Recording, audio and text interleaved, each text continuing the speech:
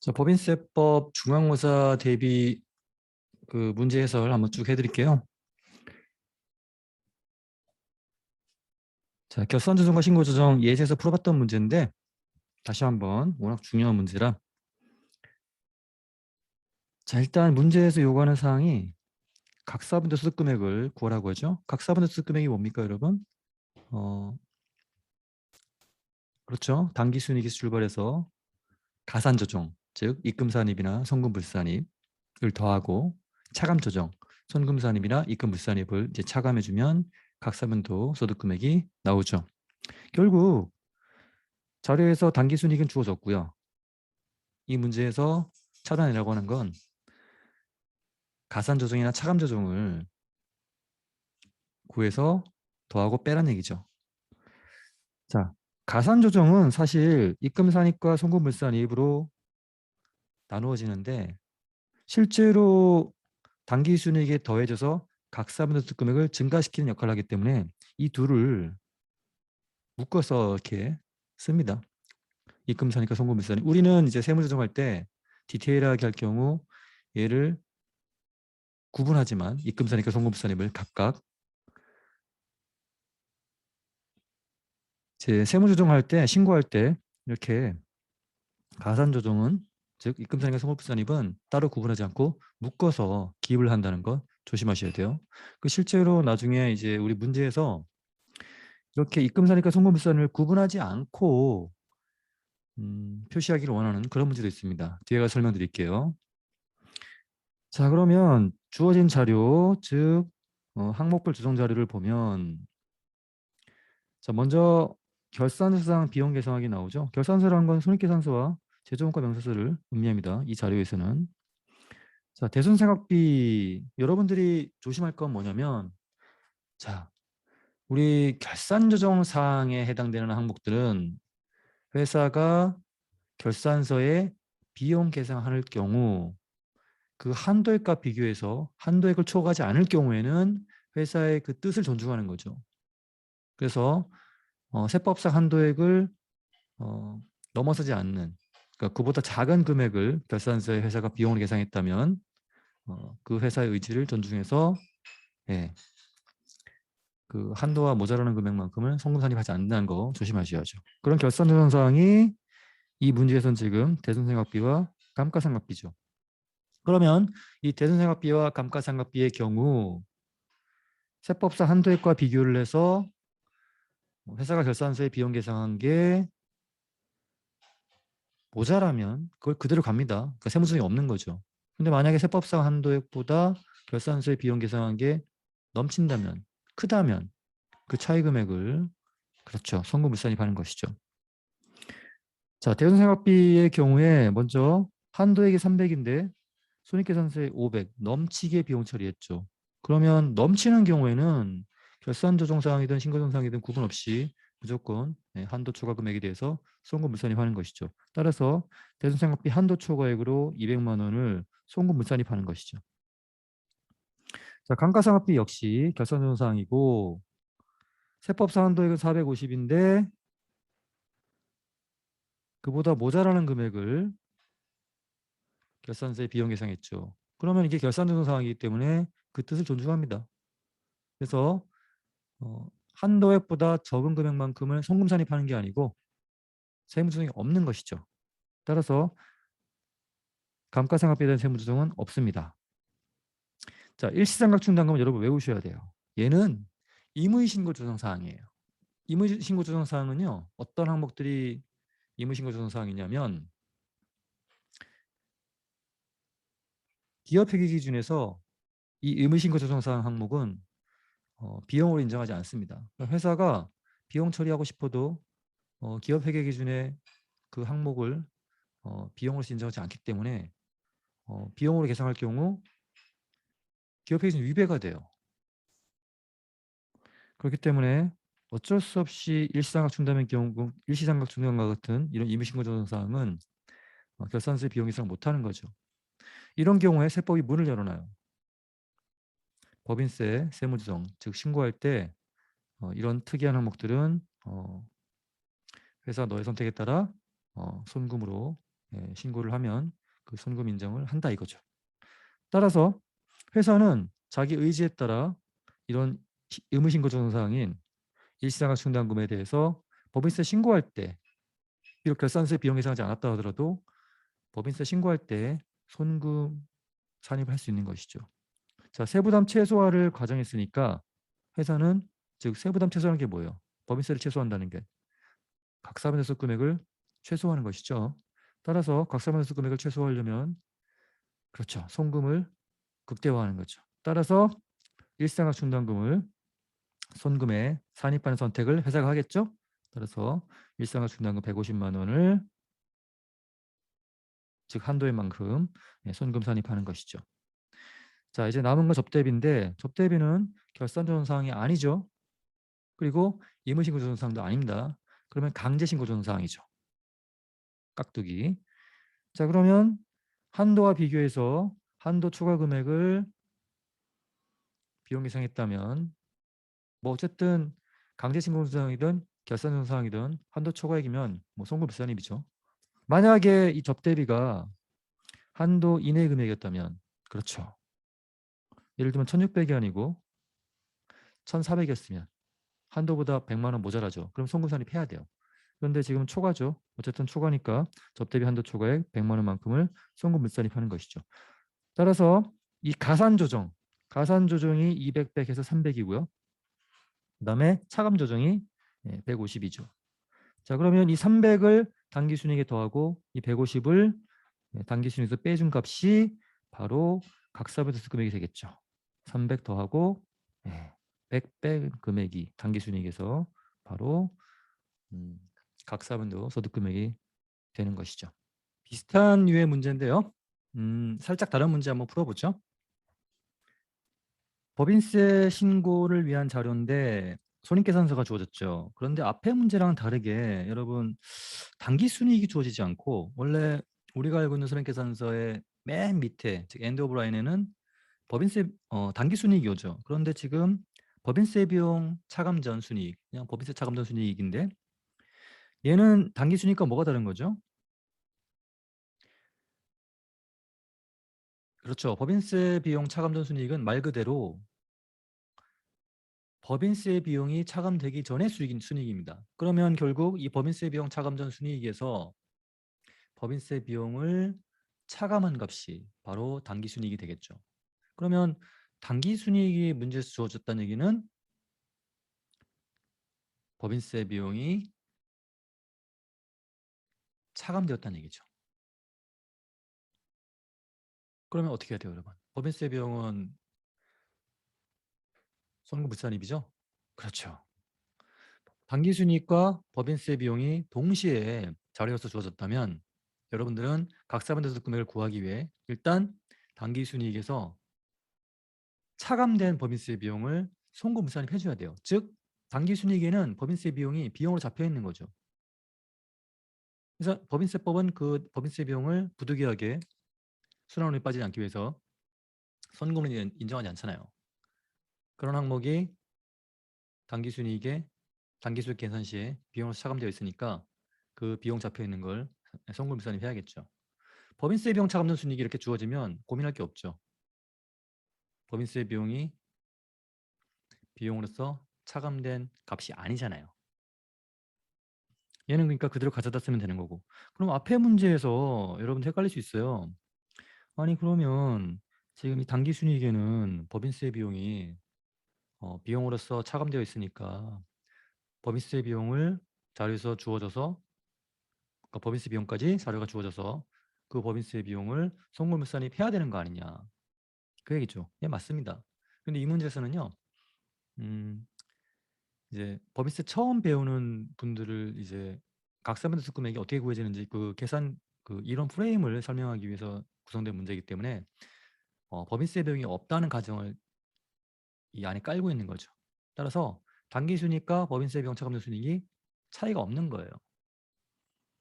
그렇게 이해해 주시면 되고 만약에 문제에서 이렇게 법인세 비용 차감된 순이익을 주고 헷갈리게 하려면 당기순이익도 주고 법인세 비용까지 주는 거야.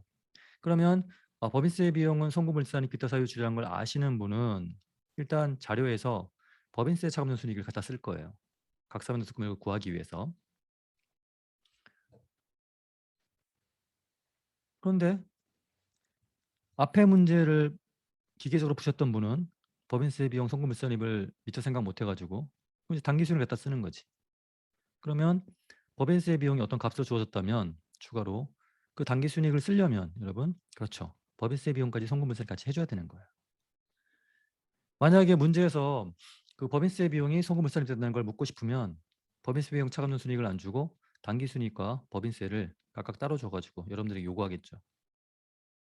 그러면 여러분들은 법인세 비용까지 가산조정, 즉 송금물산입 하셔야 되는 거예요. 그거 여러분 염두에 두시고 자 각사반대수금을 구하라고 했으니까 이제 가산조정과 차감조정을 가려내야겠죠. 주어진 자리로부터. 그리고 그 가산조정과 차감조정을 어디에다가 그렇죠. 법인세 차감전 순이익에다가 더하고 빼고 해주면 각사변도도 소득금액이 나오는 거죠. 자, 결산 관련 추가 자료가 주어졌어요. 단기 말에 외상 판매한 매출액 수익이죠? 24만 원과 매출 원가 18만 원이 누락되어 있다. 자, 이게 무슨 얘기입니까, 여러분? 그렇죠. 매출을 인식해야 돼요, 단기에. 24만 원. 그리고 매출 원가도 인식해야 되는 거죠. 18만 원. 근데 이 회계 처리를 안 한 거죠. 즉 매출 분명히 단기 수익인데 입금인데 그걸 안 잡은 거지. 그럼 어떻게 됩니까? 그렇죠. 입금 산입 24만 원. 그리고 매출 원가 분명히 비용 손금으로 결산서에 계상해야 되는데 안 했죠. 그러면 손금 산입 18만 원. 이런 가산 조정과 차감 조정을 해야겠죠. 각사변도수 금액이 각사변도수 금액을 구하는 게 목적이기 때문에 소득 처분은 패스할게요. 자, 판매비와 관리비 중 접대비는 52,000이나 세무사 한도액은 4만 원이다. 여러분 접대비는 결산조정사항도 아니고 의무신고조정사항도 아니니까 그렇죠. 강제신고조정사항이죠. 강제신고조정사항이라 함은 세법상 한도액과 비교해서 결산서의 비용 계상액을 만약에 한도 초과를 하면 당연히 한도 초과로 인한 송금물살입. 만약에 세법상 한도액보다 적은 금액을 결산서에 비용 계상했다면 그 적은 금액만큼을 손금 산입해야 되는 항목이죠. 자, 한도액이 4만 원인데 접대비 계상액이 52,000원.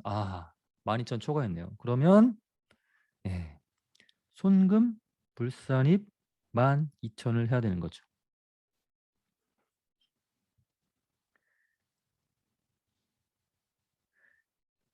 세 번째 자료 보시면 세무상 단기에 귀속되는 이자 비용 좀 회계용 하나 나오는데 그 단기에 발생한 이자 비용이란 얘기예요. 그렇죠? 그러니까 세법상 이번 기에 비용, 즉 손금으로 인식했어야 되는데 회사는 뭘로? 선급 비용, 자산입니다. 자산으로 결산서에 계상한 거예요. 그러면 지금 회사는 자산으로 인식하는 거예요. 이 4만 원을 선급 비용이라는 자산으로. 그런데 세법은 그걸 뭘로 본다? 이자 비용으로 보는 거예요. 비용으로 보는 거죠. 그러면 세법은 손권으로 잡아야 되는데 회사 자산으로 잡았으니까 그렇죠. 손금 산입을 해야겠죠. 얼마? 4만 만큼. 소득 처분은 뭐겠어요? 그렇죠. 세법 자산이 장부 자산보다 작아야죠. 마이너스 유보 소득 처분이 발생하겠죠. 어쨌든 각사변대수 금액을 구하는 게 우리의 목적이기 때문에 가산조정과 차감조정을 다 구해봤죠. 그러면 자 왼쪽에 가산조정, 오른쪽에 차감조정을 제가 쓴다고 하면 양식이 그래요. 이 소득금액 조정 합계표라는 양식이 이렇게 배를 딱 가르고 평면을 이쪽에다가 가산조정, 즉 입금사니까 송금물산입, 이쪽에다가 차감조정, 송금사니까 입금물산입을 기입하죠. 자, 그러면 입금산입 24만 원 이거 클리어했죠? 그 다음에 송금물산입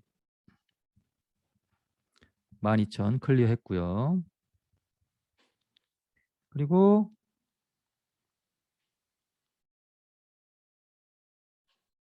예. 그 다음에 여러분 요거 네 번째 자료가 빠졌네. 압축 기장 충당금 생소한 계정 과목인데 회계를 좀 배우신 분은 요게 바로 강제 신고 조정 사항이죠. 그 얘기는 무슨 얘기입니까? 죄송합니다. 임의 신고 조정 사항이죠. 예. 요거는 결산세 비용 계상되지 않았다 하더라도 회사가 법인세를 최소화하고 싶으면 법인세 신고 때 이 압축 기장 충당금은 송금 산입할 수 있는 거죠. 회사의 선택에 따라. 결산세 비용 계상하지 않았다 하더라도. 따라서 요 압축 기장 충당금 26,000은 장부에는 반영하지 아니해야 돼요. 할 수 없어요. 기업회계심 위배예요. 이거 기업회계심 인정하지 않는 비용 항목이기 때문에. 자, 그럼 회사는 이 압축 기장 충당금 법인세 최소화하고 싶으면 강제신고 조정 사항이 의무신고 조정 사항이기 때문에 송금 산입할 수 있습니다. 자, 그런데 지금 뭐래요? 문제에서 법인세 부담을 최소화하려고 한대요. 그러면 송금 산입하는 거죠. 얼마? 26,000을 하는 거죠. 해야 되는 거죠. 만약에 여러분 문제에서 법인세 부담을 최대화하려면 즉 각사반수 금액을 최소화하는 거죠. 그럼 어떻게 해야 돼요? 각사반수 금액을 최대화해야 되는 거죠. 법인세 부담을 최대화하려면 그러니까 법인세를 많이 내겠다 이거야. 그러면 각사반수 금액이 커야겠죠. 그럴 때는 이 압축기장 충당금을 회사는 송금 산입하지 않겠죠. 법인세 신고 때. 그거 여러분 조심하셔야 돼. 자, 그러면 이제 가산 조정은 다 했죠. 입금 산입과 송금 산입 두 개였고 이제 송금 산입 어떤 항목이 있었나요? 네, 요거 매출원가 그렇죠? 매출원가 18만 송금 산입 클리어 했고요. 그리고 요거 이자 비용 송금 산입 이자 비용 4만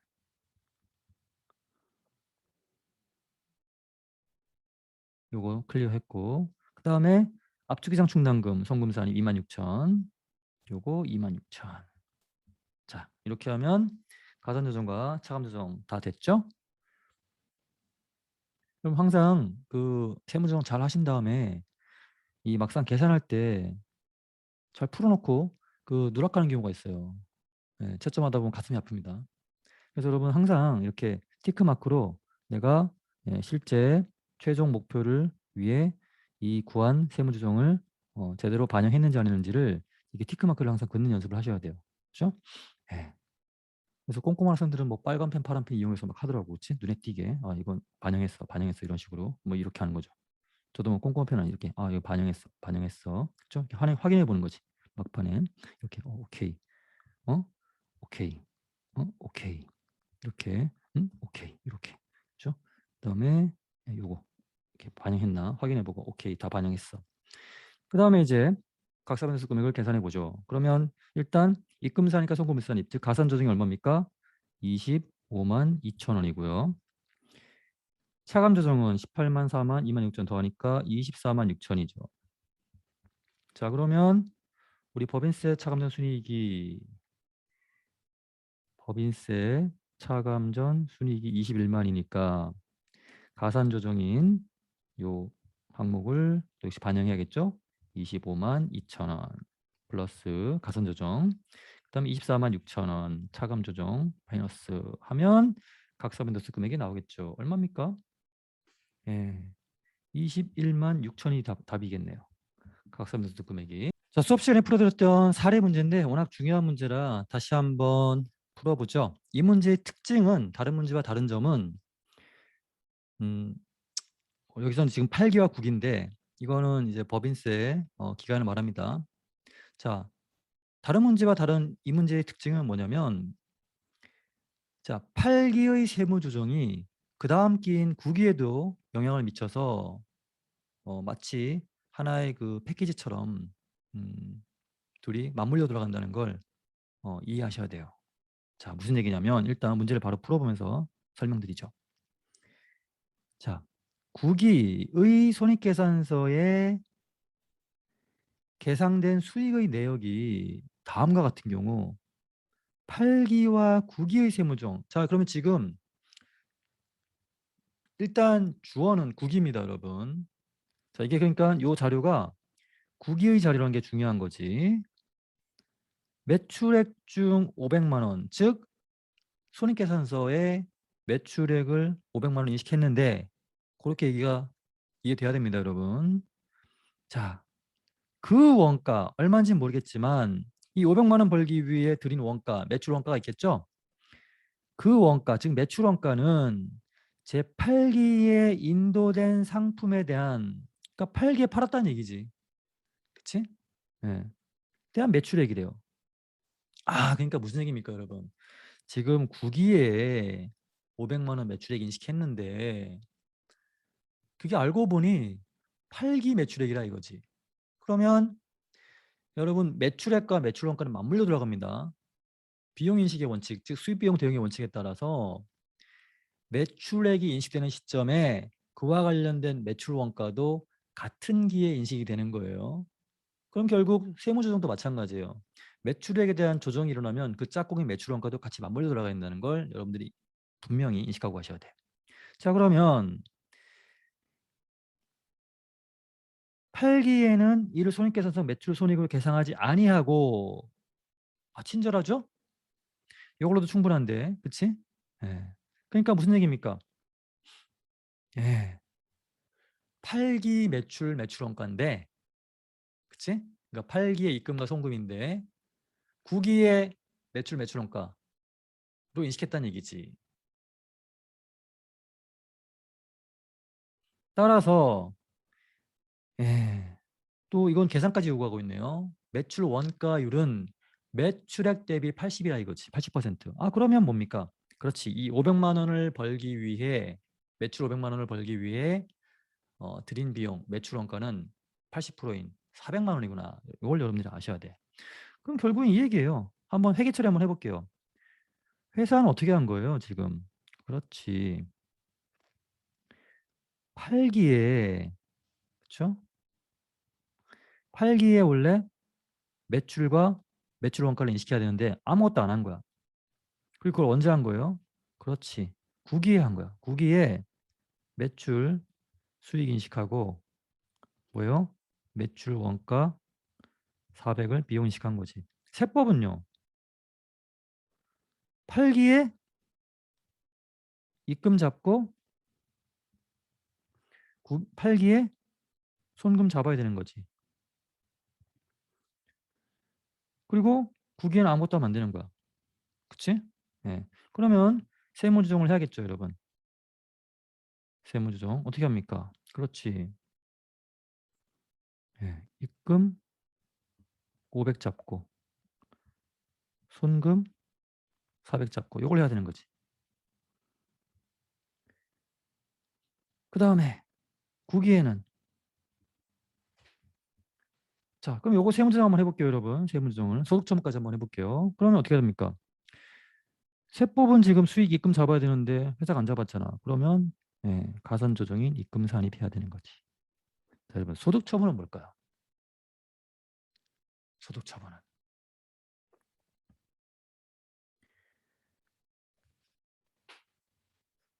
일단 여러분들이 조금 좀 회계를 좀 실무를 해보신 분이라면 이렇게 생각하시면 돼요.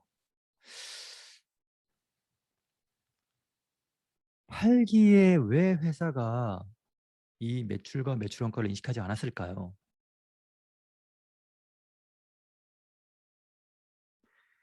그렇죠. 이게 외상 매출이기 때문에 발생할 수 있는 일이에요. 만약에 현금을 받았다면, 즉 외상 매출이 아니었다면 8기에 돈이 들어왔을 거 아니에요.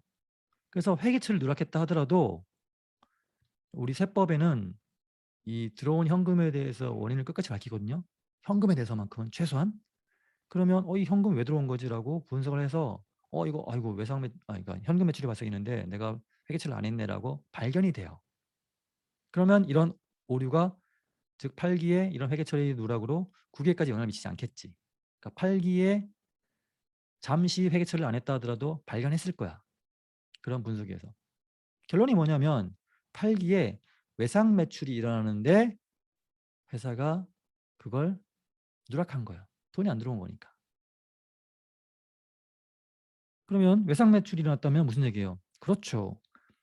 매출 채권이 잡혀야겠죠. 자산이 잡혀야 돼요. 자산이. 그래서 매출 채권이라는 자산. 돈 받을 돈이잖아. 이거 외상값. 자산이죠. 그래서 자산을 이렇게 기록해야 돼요. 그리고 손금 같은 경우에는 상품이나 재고자산이 감소했을 거 아니에요. 팔려 나갔으니까. 그러면 역시 재고자산도 감소시켜야 돼요. 400만 원만큼은. 이런 회계 처리가 있어야 되는 거지. 그치? 그러면 세법은 자산의 증가 500을 인식해야 되는데 회사가 그걸 안 했네?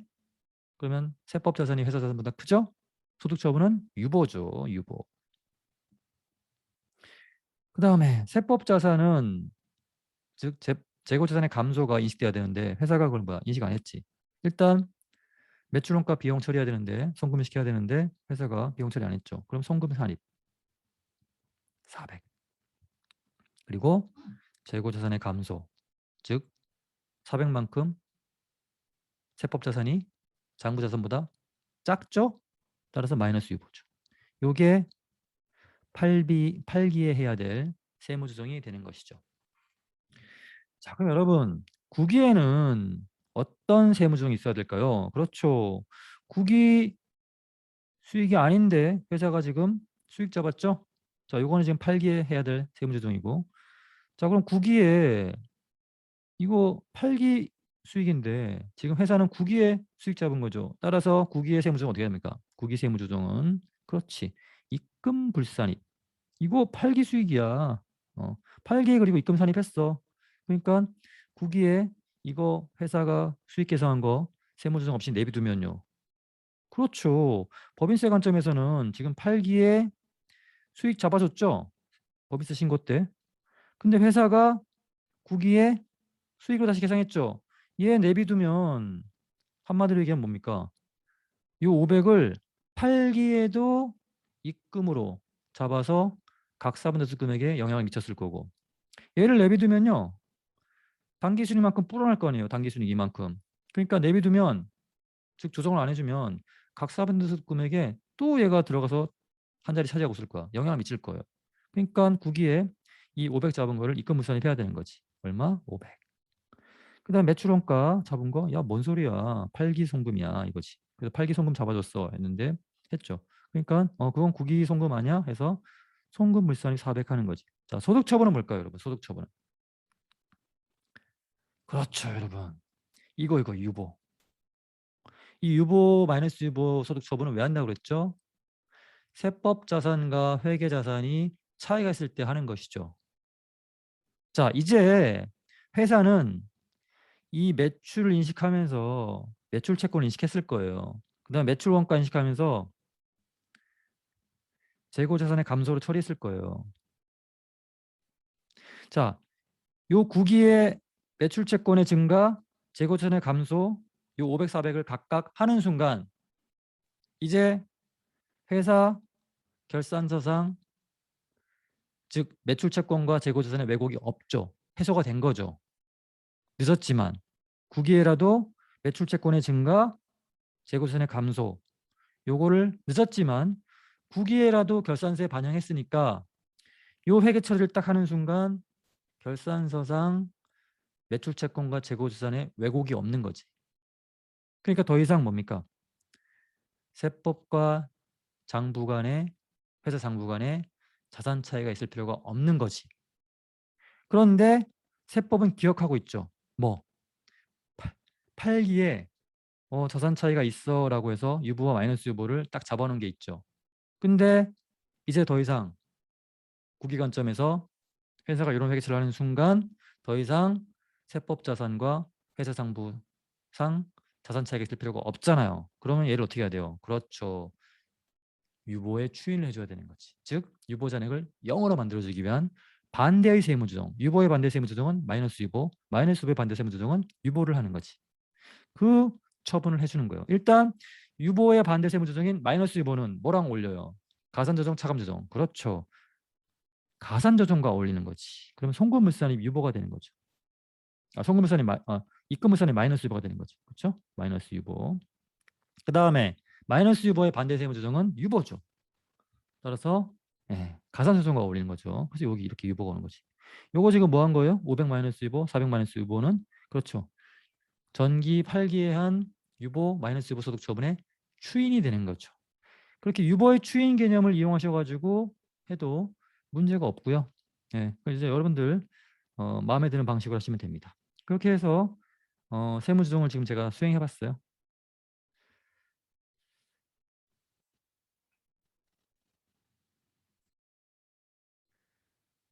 자, 이제 자기 주식 관련된 세무조정이 어떤 게 가능한지를 볼게요.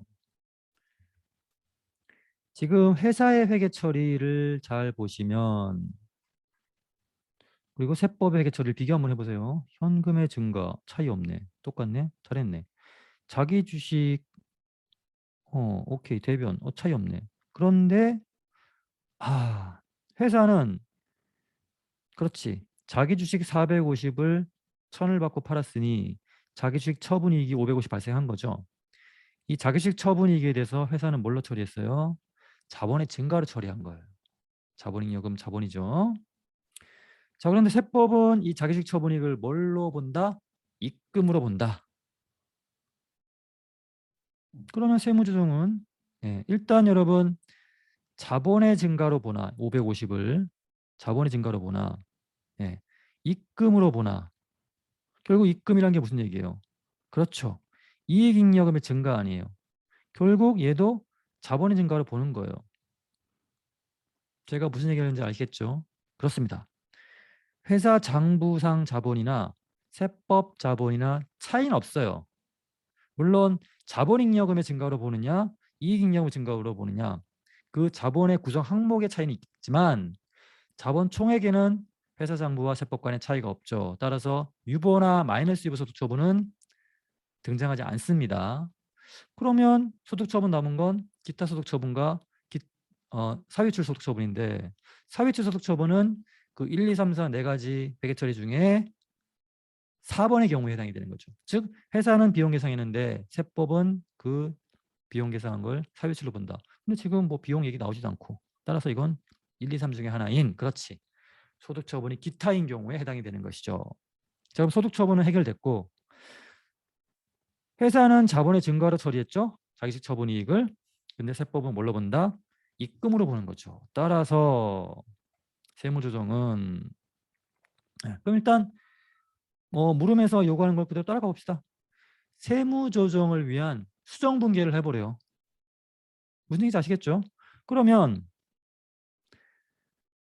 자기주식 처분이익을 자본의 잉여금으로 처리했는데 세법은 이걸 그렇게 안 보는 거죠. 그럼 어떻게 돼요? 얘 잡은 걸 회사가 줄여줘야 되는 거지.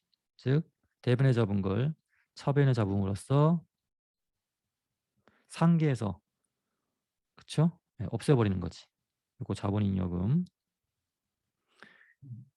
입금 그쵸? 그럼 입금 대변에 잡아주는 거지. 이렇게 해주면 되는 거죠. 자, 그럼 제6개 세무조정은요. 그렇죠. 6개 세무조정은 소득처분은 기타고요. 자기주식 처분이익에 대해서 지금 조정이 일어나는데 가산조정입니까? 차감조정입니까? 그렇죠. 세법은 입금으로 오는데 회사는 수익을 안 잡고 그냥 자본의 증가로 처리했으니까 입금 산입이 되는 거지. 어떤 항목이죠? 자기주식 처분 이익. 그렇죠? 이렇게 세무조정하면 아주 훌륭한 거지. 자, 물음 3번 추가 요구사항이 있네요. 만약에 회사가 자기주식 처분 이익을 영업의 수익, 그렇지, 수익으로 잡은 거지.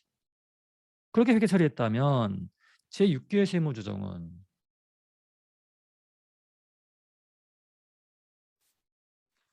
잘한 거죠? 법인세 관점에서? 법인세 관점에서 자기주식 처분 이익이 입금인데 회사가 수익 잡아줬잖아. 오케이, 땡큐. 그럼 뭡니까? 세무조정 없음이죠. 자, 문제 3번. 좀 전에 풀어봤던 문제와 같은 류의 문제인데 이 문제는 살짝 이제 계산을 요구하는 거죠. 자, 일단 물음 1번. 자기 주식 처분이익을 구해보래요. 자, 그러면 문제를 읽어보니 8,000원에 취득한 자기 주식인데 몇 주? 50주. 한 주당 얼마에 처분했대? 14,000원에 처분했대요. 그러면 남는 장사한 거죠? 자기주식 처분이익이 발생했겠네. 근데 얼마만큼의 자기주식 처분이익인지. 자, 그러면 8,000원에 산 걸 8,000원에 산 걸 14,000원에 팔았으니까 한 주당 처분이익은 요만큼이 발생했겠네. 근데 몇 주 처분했어요? 30주. 오케이. 자기주식 처분이익은 이만큼이 되겠지. 얼마입니까? 18만 원인가요? 네, 18만 원. 자기주식 처분이익은 18만 원이 되겠지. 자, 물음 2번.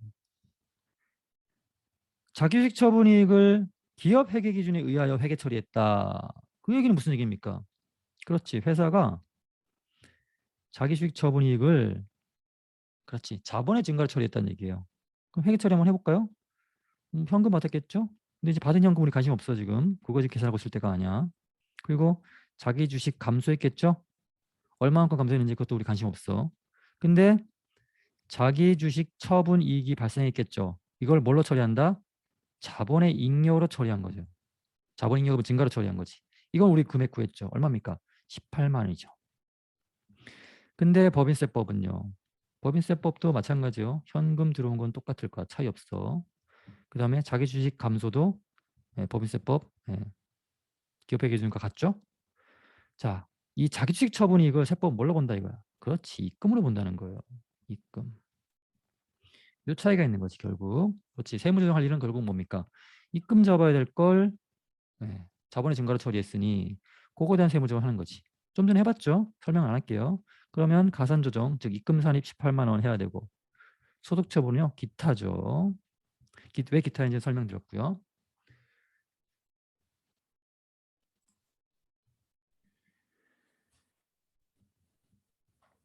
자, 문제 4번.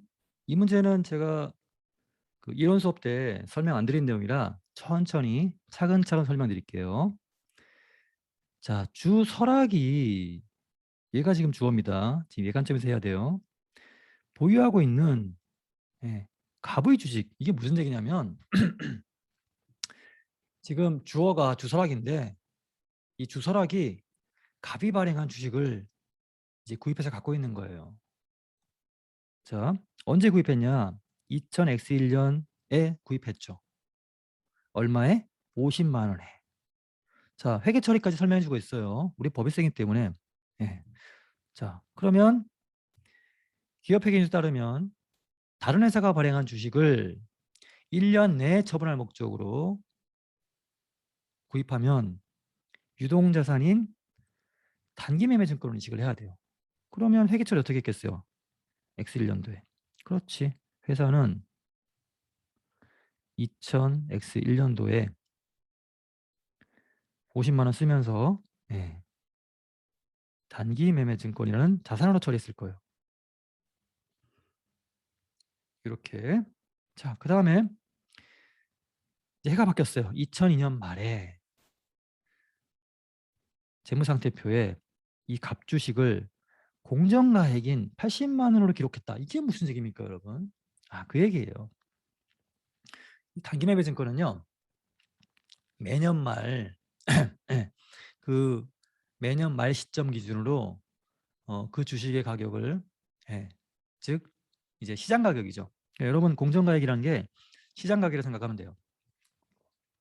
매년 말 단기매매 증권의 시장 가격을 즉 이게 주권 상장법인이니까 상장법인이죠. 그러니까 한국거래소에서 이 주식이 거래되고 있을 거예요. 그러면 이때 구입할 때만 해도 이게 50만 원짜리였는데 이제 2002년 말에는 이게 얼마로? 80만 원으로 뿐 거야. 그러니까 30만 원만큼 뭐예요? 가치가 상승한 거죠.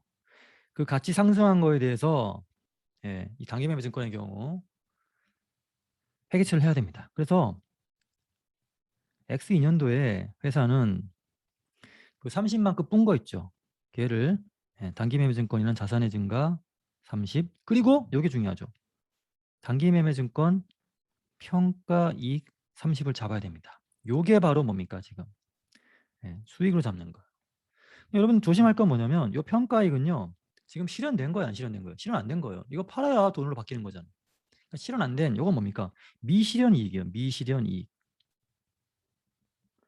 근데 우리 세법은 법인세법은 원칙적으로 이 미실현 이익에 대해서 엄격하게 적용하지 않아요. 그래서 확정된 것만 이제 수익이나 비용으로 세법이 인정하기 때문에 이런 세법의 관점을 권리 의무 확정주의라 그래요. 자, 어쨌든 법인세법은 미실현 이익을 인정하지 않는다. 즉 입금을 안 본다는 얘기죠. 아, 그러면 여긴 뭐야? 세무조정이 발생했구나. 그 얘기죠. 그러면 2002년도, 2000X2년도 법인세법은 뭐라고? 그렇지. 이 평가이익을 뭘로 본다? 그렇죠. 입금으로 보지 않아요. 즉 이러한 회사의 처리를, 회계 처리를 법인세법은 인정하지 않는 거야. 하면 안 되는 거였어. 즉 왜? 이건 미실현이익이거든. 그래서 세법은 확정됐을 때 수익 입금으로 잡는 거예요. 따라서 이 평가이익 잡은 거에 대한 세무조정은 그러니까 세법사건 회계 처리는 없는 거지. 그럼 여러분 세무조정 분계 어떻게 해야 되는지 이제 이해 가시죠? 그러면 요거에 대한 세무조정 분계 어떻게 되겠어요? 그렇죠. 입금이 아닌데 입금 잡았으니까 입금 불산입이죠. 입금 불산입. 얼마? 30만 원. 소득 처분은요? 자산의 증가가 아닌데 자산의 증가를 처리했으니 세법 자산과 회사 자산 간의 차이가 있죠. 그럼 유보나 마이너스 유보겠네. 네.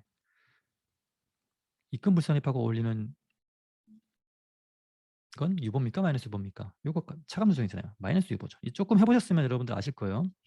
그냥 기계적으로 우리가 보통 유보니 마이너스 유보 어떻게 따져요?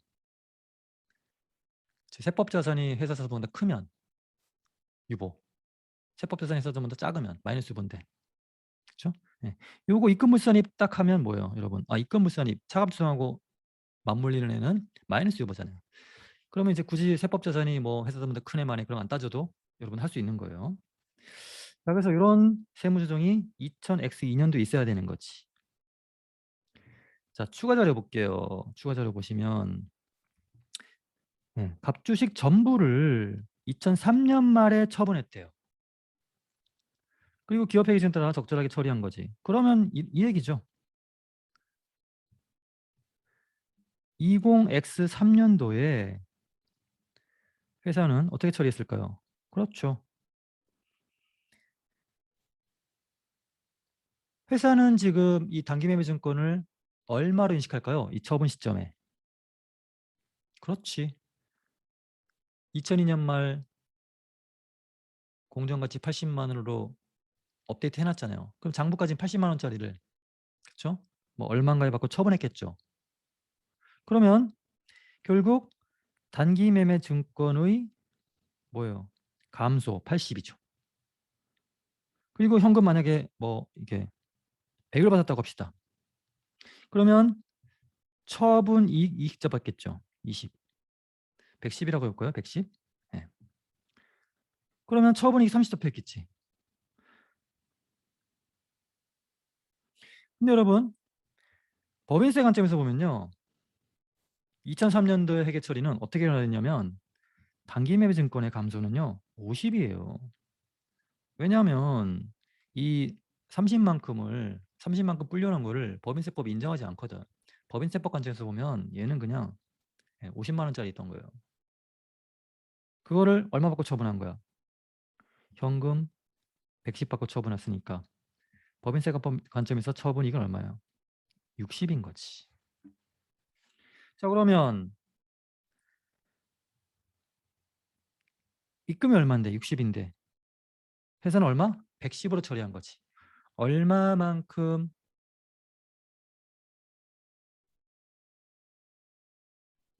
얼마만큼? 그렇죠. 30만큼. 너무 회사가 많이 수익 잡은 거지. 그러면 당연히 뭡니까? 2003년도 세무조정은 그렇지. 입금 산입이죠. 입금 산입 30. 자, 소득 처분은 뭘까요, 여러분? 그렇죠. 유보의 추인이 일어나야 되는 거지. 유보의 추인. 그럼 뭡니까? 2000X2년도에 마이너스 유보 소득 처분한 거 있죠? 그거에 반대 소득 처분을 해줘야 되는 거지. 즉 유보 30이죠. 자, 여러분 왜 제가 이 유보의 추인을 한 거죠? 그렇죠. 2003년 말 처분과 동시에 더 이상 단기매매증권은 장부상 없는 거잖아요. 처분으로 소멸된 거야. 그러니까 존재하지 않는 주식에 대해서 회사 장부와 세법 간에 자산 차이가 있을 리가 없죠. 그러니까 유보 잔액은 0이 되어야 되는데 2000X2년도에 마이너스 유보 잡아놓은 거 있죠? 그때 시점 기준으로는 분명히 뭐야? 단기매매증권에 대해 30만큼 차이가 있었잖아요. 근데 이제 더 이상 뭐야? 처분에 의해서 소멸됐기 때문에 마이너스 유보가 존재할 필요가 없는 것이지. 마이너스 유보 잔액이 남아있을 필요가 없는 거지. 그래서 0으로 만들어주기 위해 반대의 소득 처분인 유보 30을 해주는 거예요. 그래서 둘이 맞물려 가지고 제로가 되는 거지, 잔액이. 그런 유보의 추인이 일어나야 되는 것이지. 그래서 사실은 이 문제는요, 이 유보의 추인을 명확하게 이해하셨다면 사실 여기 처분이익의 차이로부터 뭐 입금, 산입, 30을 끌어낼 필요도 없어요. 이 자산 차이만큼 이 입금 차이가 날 거거든. 그러니까 유보의 추인을 하면서, 그쵸? 그럼 30이 유보죠. 유보와 어울리는 애가 입금이잖아. 그치? 예, 그래서 이 둘이 맞물려 들어가면서 그렇지. 입금 산입 30 유보일 거야. 라고 이제 세법 공부 좀 하신 분들은 바로 그냥 튀어나와요. 이런 문제 같은 경우에. 근데 우리는 아직 초보니까 여러분들은 입금 산입인지 아닌지 따져보시고 그리고 유보 추인까지 동시에 따져보셔야 돼. 이거를 지금 공부 얼마 안 되신 분이 그냥 한 번에 해버리려고 하면 그렇죠? 예, 다칩니다. 일단 여러분들 꼼꼼하게 하셔야 돼. 자, 그리고 어느 순간 이제 실력이 딱 튀어오르면요. 이게 한 방에 딱 돼요. 벼락같이. 그때 이제 뭡니까? 법인세 실력이 이제 한 단계 튀어오르고 회계 실력도 이제 오르는 거지. 그와 더불어. 자, 문제 5번 볼게요. 자, 주 쓰레기고요. 회사 이름이 아주 안 좋네. 예. 이거 아마 제가 응답하라 1994인가요? 그거 이제 한창 재밌게 볼 때 만든 문제 같은데. 자, 특수관계자인 K. 자, 그럼 여러분 주자가 안 붙었으니까 이런 경우에 보통 이제 이거 개인입니다. 개인. 개인. 예. 그러면 이 회사가 이 특수관계자에는 K로부터, 그러니까 뭐 이 쓰레기라는 회사의 뭐 대주주나 뭐 이런 분들이겠죠, 보통. 예. 그러면 자, 건물을 일단 이 K로부터 이게 양도받았다는 얘기 무슨 얘기예요? 샀다는 얘기예요. 쓰레기 입장에서 매입한 거죠. 그리고 유가증권, 그러니까 주식이죠. 주식이죠. 예. 주식을 K로부터 샀죠. 그럼 여러분 조심할 건 뭐냐면, 예. 이 특수관계에 있는 개인으로부터 주식을, 유가증권을 저가로 매입할 경우 그 저가와 그 금액의 공정가치가 있을 거 아니에요. 시가. 그렇죠? 법인세법상 시가. 그 차이 금액을 매입하는 시점에 입금으로 인식해야 됩니다. 그래서 여러분 제가 입금에서 설명드렸어요. 이 항목 중요하다고. 다시 한번 말씀드릴게요. 특수관계에 있는 개인으로부터 유가증권을 저가로 매입할 경우 시가와 비교해서 그 차익을 뭘로 입금 산입한다 이거지. 자, 그거 여러분. 그러면 이 유가증권 B에 대해서 지금 14기입니다, 여러분. 14기. 그럼 14기에 매입했죠? 그러면 회사는 어떻게 회계 처리했을까요? 이 유가증권 B에 대해서 이렇게 회계 처리했을 거예요.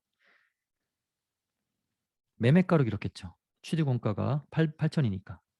그냥 요 8천에 구입한 거예요. 그러면 회사는요, 뭐 특수관계 있는 개인으로부터 유가증권 저금 이런 거 몰라요. 그건 법인세법 규정이에요. 그러니까 세법은 취득원가 관점에서 취득원가주의에 따라서 그냥 구입한 가격으로 이 유가증권을 기록할 거예요. 유가증권 8천. 세법은요, 아니야. 걔는 특수관계에 있는 개인으로부터 매입한 거기 때문에 시가와 비교해서 그 차이 금액인 4천만큼을 그렇죠? 추가로 인정해야 돼. 그러니까 세법은요. 이 유가증권을 얼마로 인식해야 되는 거야? 자산인데 12,000원을 기록하는 얘기예요. 그러면 이거 구입하기 위해서 얼마 썼어요? 현금을. 8,000 썼겠죠. 그럼 세법은 뭐예요? 8,000 주고 12,000짜리 산 거야. 그럼 이득 본 거죠. 세법은 요 차익만큼을 뭘로 본다? 입금으로 보는 거예요. 이게 이제 다른 거지. 그러면 세무조정 어떻게 됩니까? 그렇지. 입금 산입 4,000.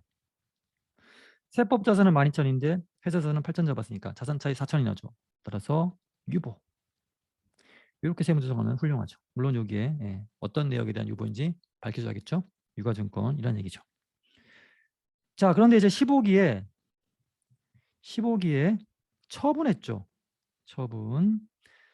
자, 그런데 지금 좀 어려운 게 뭐냐면 그렇네. 총 4,000주를 매입했는데 얼마?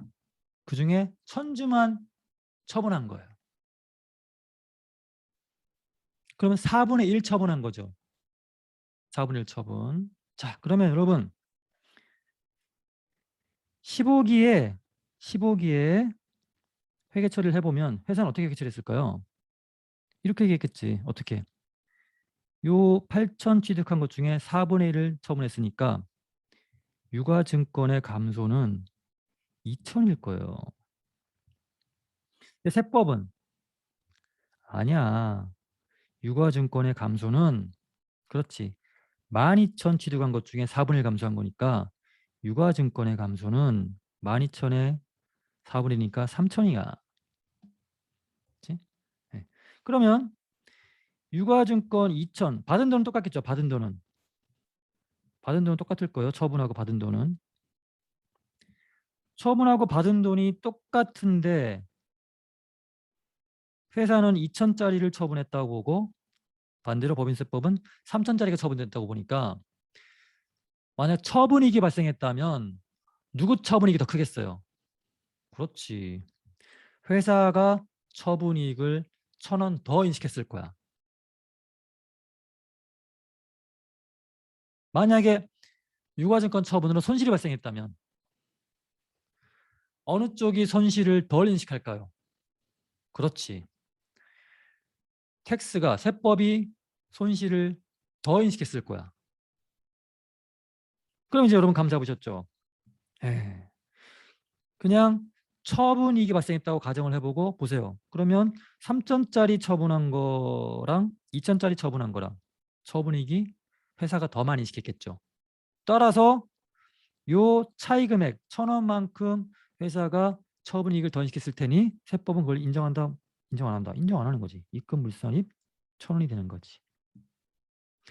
그리고요, 여러분 14기에 이 유가증권 B에 대해서 4천만큼의 유보 차이, 즉 자산 차이가 있다고 봤는데 그중에 4분의 1인 1,000만큼은 뭐예요? 처분됐으니까 소멸됐잖아요.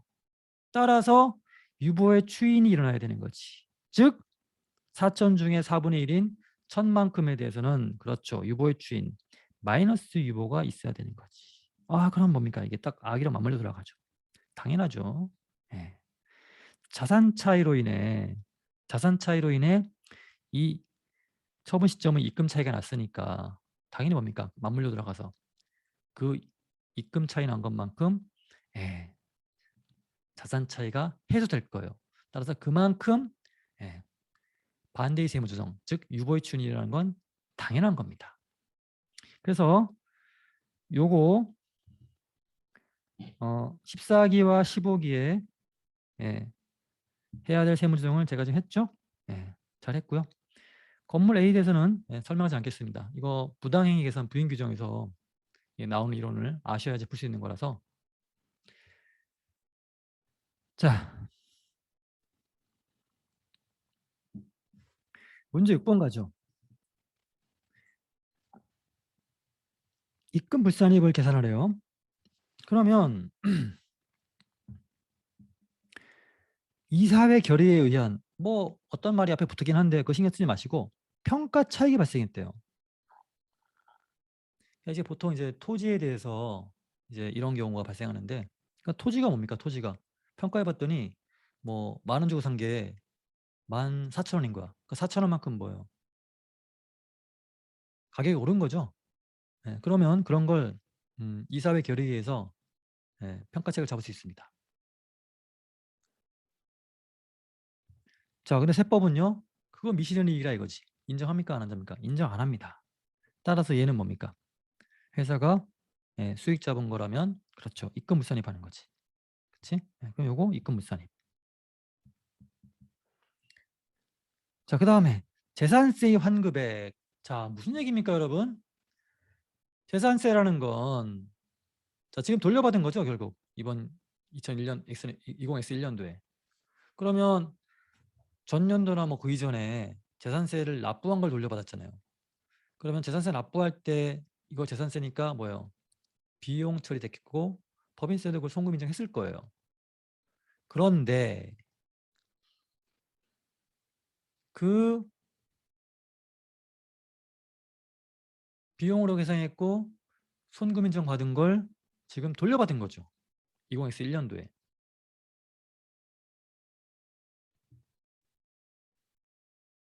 그러면 결과적으로 따져보니 단기 이전에, 즉 20X1년 이전에 재산세 지출할 때 너무 많은 송금 인정을 해준 거네. 그치? 네. 그러니까 어떻게 해야 돼요? 20X1년도에 너무 많은 송금 인정해 준 걸 취소해야 되는 거지. 그럼 뭐 송금 불산입 하는 거 아닌가요? 아니요. 그렇게 안 하셔도 돼요. 그냥 예, 너무 많이 2021년도 이전에 손금 인정해 준 거를 상쇄하려면 그냥 입금 산입해 주면 돼요. 그래서 재산세 환급의 경우 얼마? 22,500원 돼서 어떻게 합니까? 입금 산입하는 거야.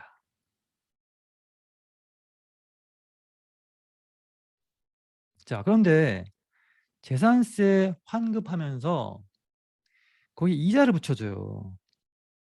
그 세법이 굉장히 너그럽죠. 아이고, 이 재산세 환급, 즉 재산세를 너무 많이 내가지고 만약 너무 많이 안 냈다면 우리 기업이 그걸로 은행에 넣어서 이자 수익이 발생할 텐데 너무 내는 바람에, 너무 많이 내는 바람에 그 이자 수익 발생할 기회가 상실했으니까 그거 보상해 줄게 하는 거죠. 그래서 이자를 요 환급액 주면서 그거에 대한 이자를 계산해 가지고 붙여줍니다. 요건 일종의 뭡니까? 보상의 성격이 있죠. 따라서 이 보상의 성격을 가진 요런 세금에 대한 환급, 그 가산금이라고 하죠. 이런 것들에 대해서는 세법이 어떻게 입금을 그 입금 아니야라고 하는 거야. 왜냐하면 보상의 취지를 훼손하지 않기 위해서.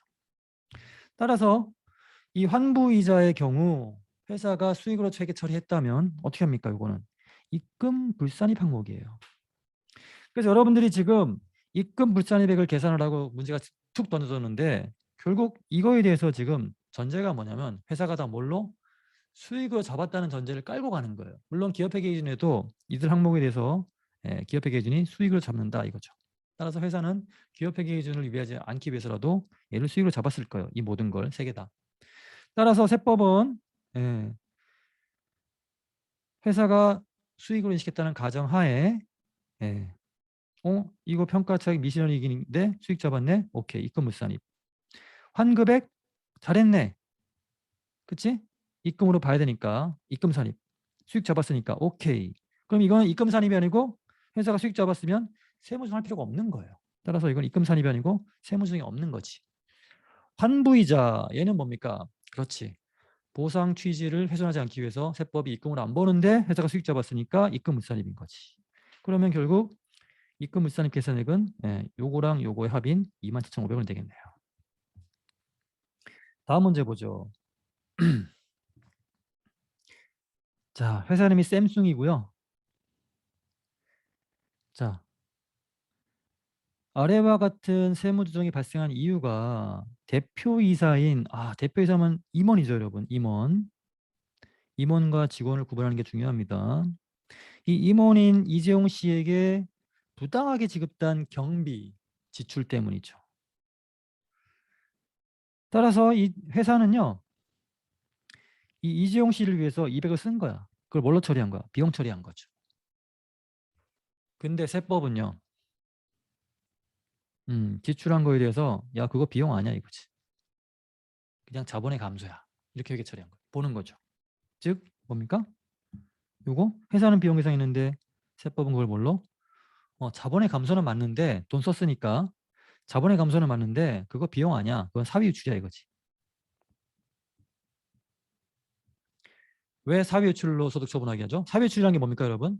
회사가 비용 계상한 걸 손금으로 보지 않고 그냥 자본의 감소로 보는 거야.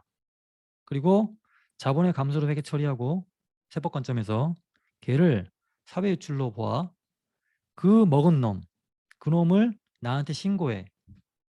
이렇게 법인세법이 요구하는 거예요. 왜 그렇게 신고하게 요구할까요? 그렇죠. 그 먹은 놈에게 찾아가서 야 너 먹었지.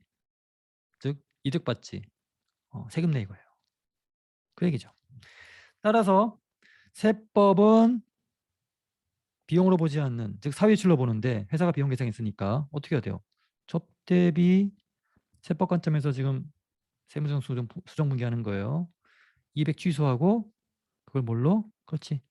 자본의 감소로 보는 이런 세무조정이 일어났을 거고 세무조정 수정 분기입니다. 세무조정은요. 그렇죠. 일단 회사가 비용 잡은 걸 법인세법이 손금으로 보지 않으니까 손금 불산입 200이죠. 소득처분이 뭔가요? 그렇죠. 그 먹은 놈, 즉 이 소득의 귀속자가 누구인지를 따져봐야 되는 거지. 아 그랬더니 뭐야? 이 회사의 대표이사 임원이죠. 소득의 귀속자가 임원일 경우에 뭘로 처리합니까? 그렇죠. 상여로 소득 처분한다는 걸 잊지 마세요. 만약에 여기 대표이사가 아니고 대주주였다면요. 상여가 아니고 뭘로 소득 처분이? 그렇지. 배당이었겠죠. 그것도 여러분들 아울 알아두시고. 네, 이건 뭐 한번 써주시면 되고요. 뭐 사비 유출. 네. 그다음 문제 8번 볼게요.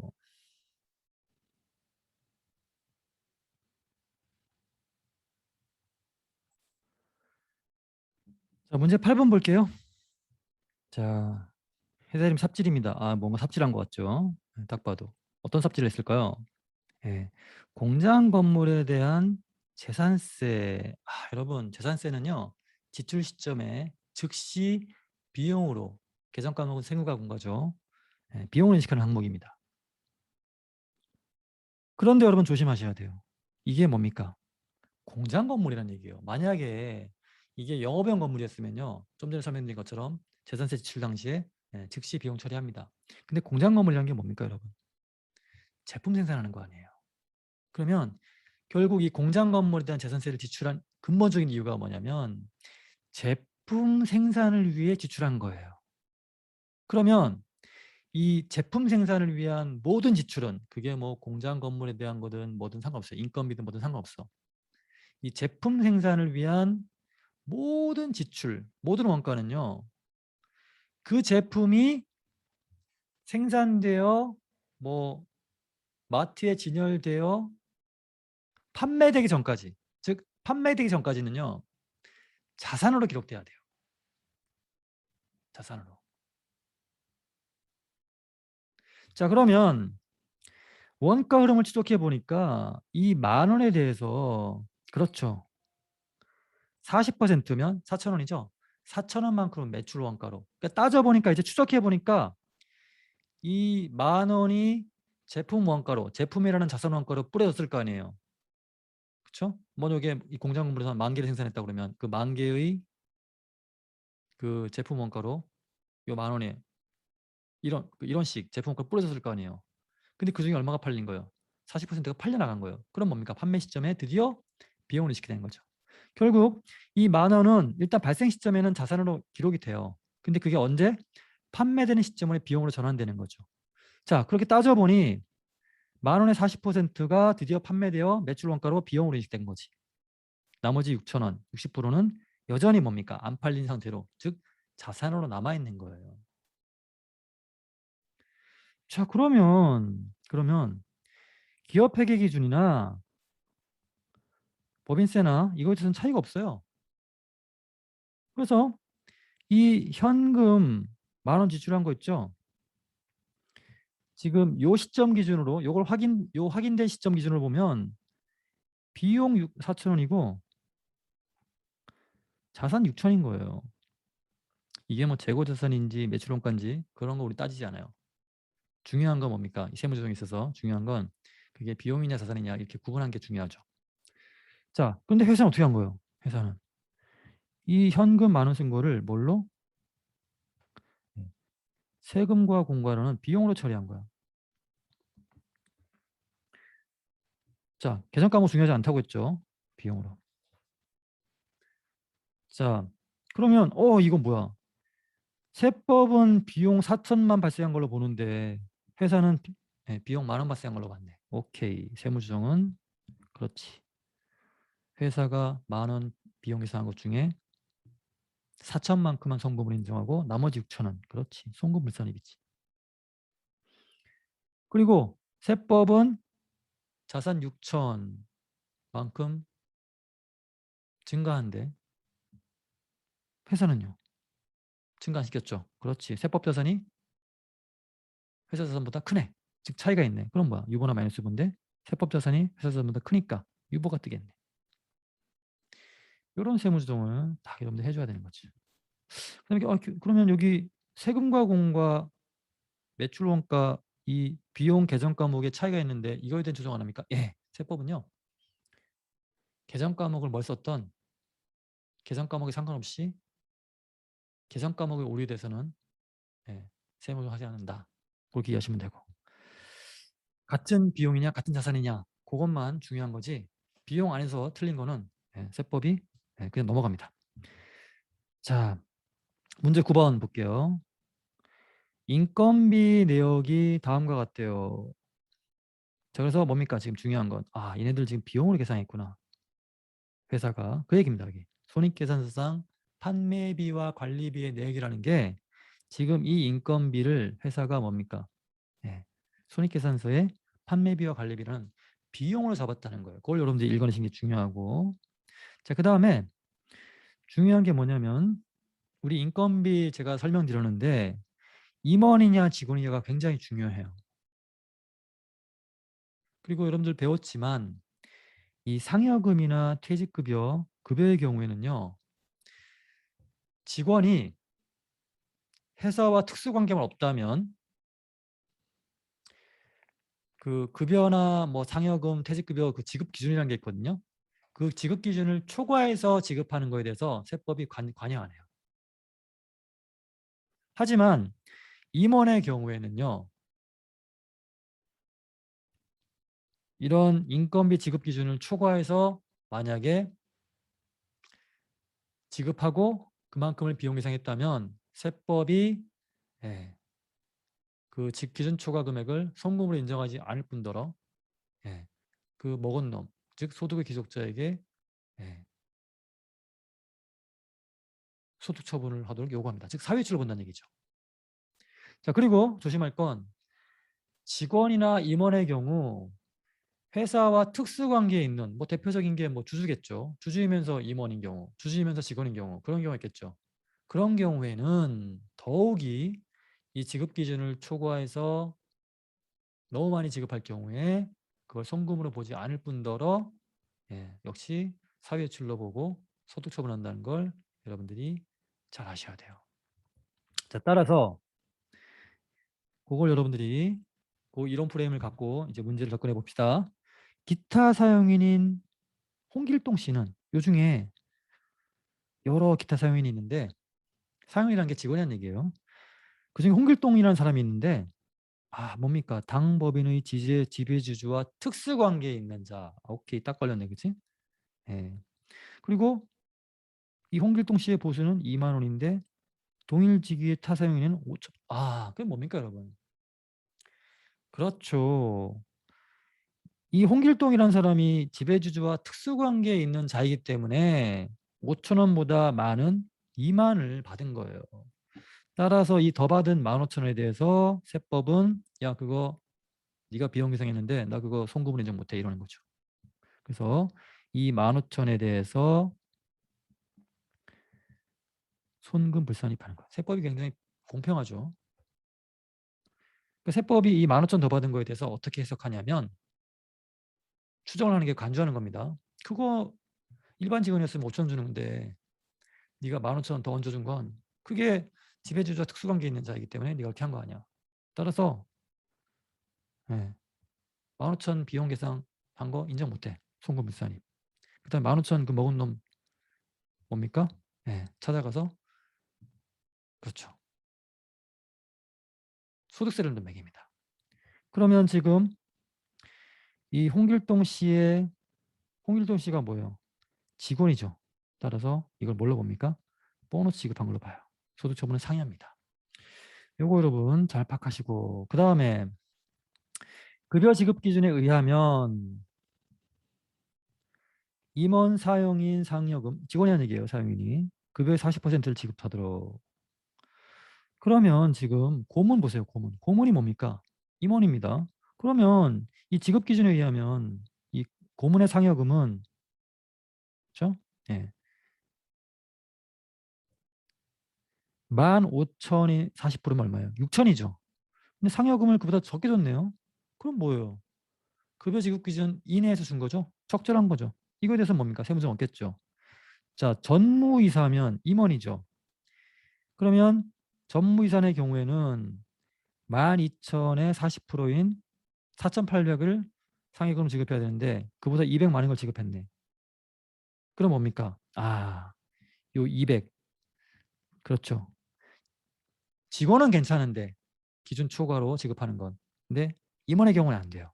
따라서 요 200만큼에 대해서 예, 즉 임원의 예, 임원에 대해 지급 기준을 초과해서 인건비를 지급할 경우 손금으로 인정하지 않을 뿐더러 그 귀속자에게 소득세를 과세하기 위해 그걸 사유출로 보고 예, 사유출 소득 처분을 요구하죠. 따라서 이 전무이사는 뭡니까? 직원이니까 역시 예, 상여를 지급한 걸로 보고 이 전무이사에게 소득세를 과세합니다.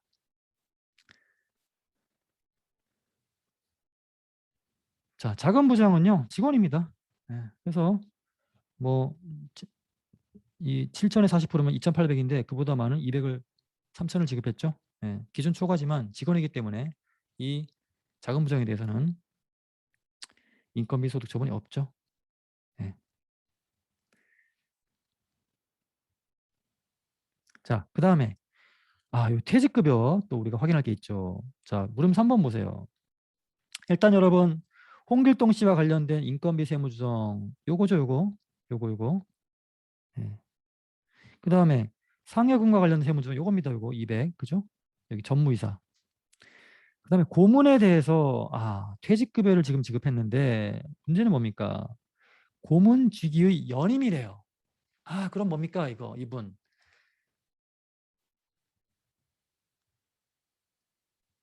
임원의 경우에는요 계약 연장을 하기 위해서 퇴직 절차를 밟아요.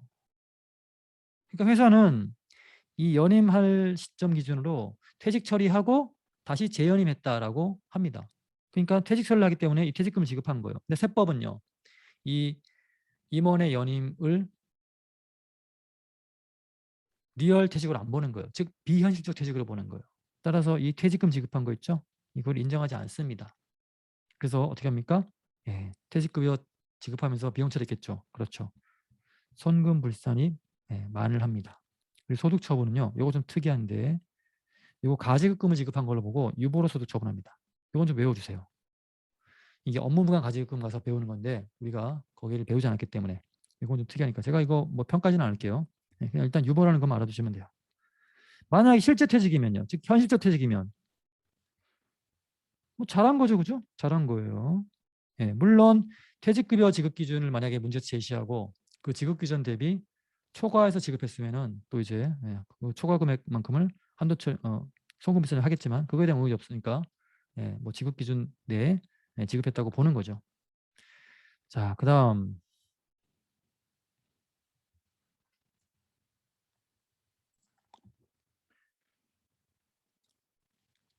자, 인건비 중에 상여금을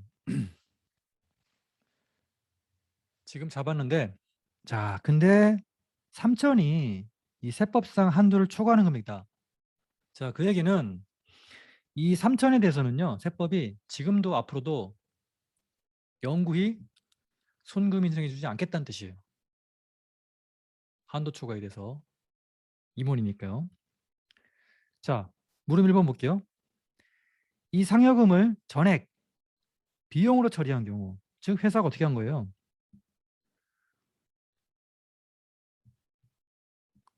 물음인의 경우에는 그렇죠. 비용으로 계산한 거죠. 근데 세법은요? 12,000 중에 3,000은 지금도 앞으로도 비용으로 인정하지 않는. 그렇죠. 9천만 비용으로 인정하고요. 3천은 사위유출로 보는 거예요.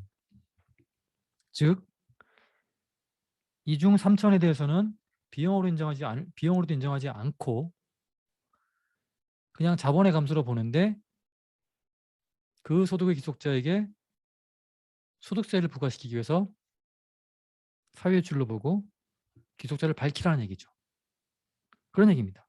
그러면 세무조정이 이 경우에는 그렇죠. 손금, 물산입, 3천. 소득처분은요. 그렇지. 먹은 놈이 임원이잖아요. 따라서 상해로 소득처분합니다. 이렇게 소득처분하면 되고 물음 2번이 중요하죠. 자, 이걸 자산으로 처리했대요. 회사가. 그러니까 물음 2번의 경우에는 자산으로 처리한 거예요. 이 12,000을. 세법은 그걸 뭘로 봅니까? 그렇죠. 사위유출로 보는데 즉 지금도 송금 인정 안 하고 앞으로도 송금 인정 안 하는. 즉 얘는 3천에 대해서는요. 영구히 손금을 인정하지 않는 거예요. 그 세법은요. 요거 좀 조심하셔야 되는데 회사가 자산 처리한 거 있죠. 요거를 뭘로 보냐면 추정을 가해요. 어떻게? 이렇게. 그 자산 12,000 중에 여러분 자산이란 걸 그냥 내비두면요. 이건 나중에 결국에는 비용으로 인식됩니다. 즉 손금 인정되는 거죠. 내비두면. 그래서 세법이 이거 벗겨냅니다. 이게 자산이라는 게 미래의 손금이거든요. 내비두면 미래에 언젠가 비용 처리되기 때문에 얘를 지금 벗겨내요. 그래서 어떻게 합니까? 일단 세법은 3천에 대해서 회사가 뭘로? 그렇죠. 비용 처리한 걸로 봐요.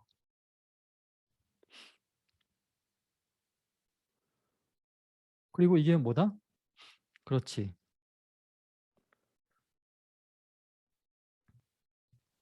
사회이출로 간주하는 거지. 즉 손금 물산입하는 거죠. 그래서 이거는 투 스텝 세무조정이 발생합니다. 일단 회사가 이 자산 잡은 거 있죠. 세법은 이거를 비용으로 잡은 걸로 보고 그리고 동시에 비용 잡은 거를 사회유출로 소득 처분하는 그런 세무조정을 합니다. 따라서 이거 자산으로 인정하면 안 돼요. 세법 관점에서. 따라서 세법은 자산으로 인정하지 않는데 회사가 자산으로 계상했죠. 그러면 자산 차이가 발생하네. 세법과 회계 간에. 그러면 유보나 마이너스 유보 소득 처분이 발생하죠. 근데 지금 세법 자산이 회사 자산보다 작죠. 그럴 땐 뭡니까? 마이너스 유보가 발생하죠. 그럼 3천에 대해서는 일단 마이너스 유보 소득 처분이 가고 마이너스 유보가 짝꿍은 뭐예요? 그렇죠. 손금이죠. 손금 산입이 발생하는 거예요. 자, 그러면 여기에 뭐냐면 요 세무조정이 뭐냐면 이 자산 잡은 걸요. 비용으로 일단 계산했다고 보는 거예요. 전환시킨 거죠. 스위치 시킨 거예요. 그리고 이 송금 산입을 인정한다 안 한다? 인정 안 해요. 그래서 이 비용에 대해서 뭡니까? 이거 사유출이야라는 소무조정을 또 하라는 거예요. 그래서 이 손금 산입 잡은 거에 대해서 송금 물산입합니다. 사유출이기 때문에 3천. 그리고 소득 처분은요. 그렇지. 먹은 놈이 임원이잖아요. 그러니까 사유출이니까 소득 처분을 해야겠죠. 네, 상여로 소득 처분합니다. 그래서 여기 두 줄의 세무조정이 발생한다. 이 사실을 여러분 잘 아셔야 돼요. 일단 자산 회계 처리한 거를 3천에 대해서 인정하지 못하는 거죠. 그래서 마이너스 유보 소득 처분을 하고 여기 소득 처분만 오는 경우는 없어요. 세무조정이. 항상 뭡니까? 가산조정이나 차감조정과 같이 오는 거죠. 그래서 마이너스 6의 짝꿍은 뭐라고요? 차감조정이죠. 즉 이게 뭡니까? 예, 동시에 이 자산 처리한 걸 비용으로 전환시켜 버린 거예요. 그리고 거기에 대해서 사유치를 적용하는 거예요. 그게 뭡니까? 요 세무조정이죠. 요 투스텝 세무조정 여러분 좀 익숙하셔야 돼요. 자, 물음 2번 답이 요거죠. 요 두 줄의 세무조정이 물음 2번의 답이 되겠죠. 자, 예제 10번은 제가 풀어드렸어요. 다시 한번 풀어보죠. 워낙 중요한 문제라 갑법인의 다음 자료를 이용하여 기업회 기준에 따른 회계 처리를 기재하고 그에 대한 세무조정을 해보래요. 자, 15기 초에 업무 무관 건물을 1억에 취득하고 취득세 400을 지출했다. 세법은요. 회계는 기업회계 기준은 법인세를 몰라요. 그래서 뭐 업무 무관 건물에 대한 뭐 보유 단계에서의 뭐 성금 비싼 이런 거 모르거든요. 그래서 우리 기업회계 기준은 그냥 순수합니다. 그래서 15기 초에 15기에 그냥 돈 썼네. 그쵸? 현금 얼마? 1억 400 썼는데 이거 왜 쓴 거야? 그렇지. 건물의 취득원가라고 인식해요. 이렇게. 일단 세법도요.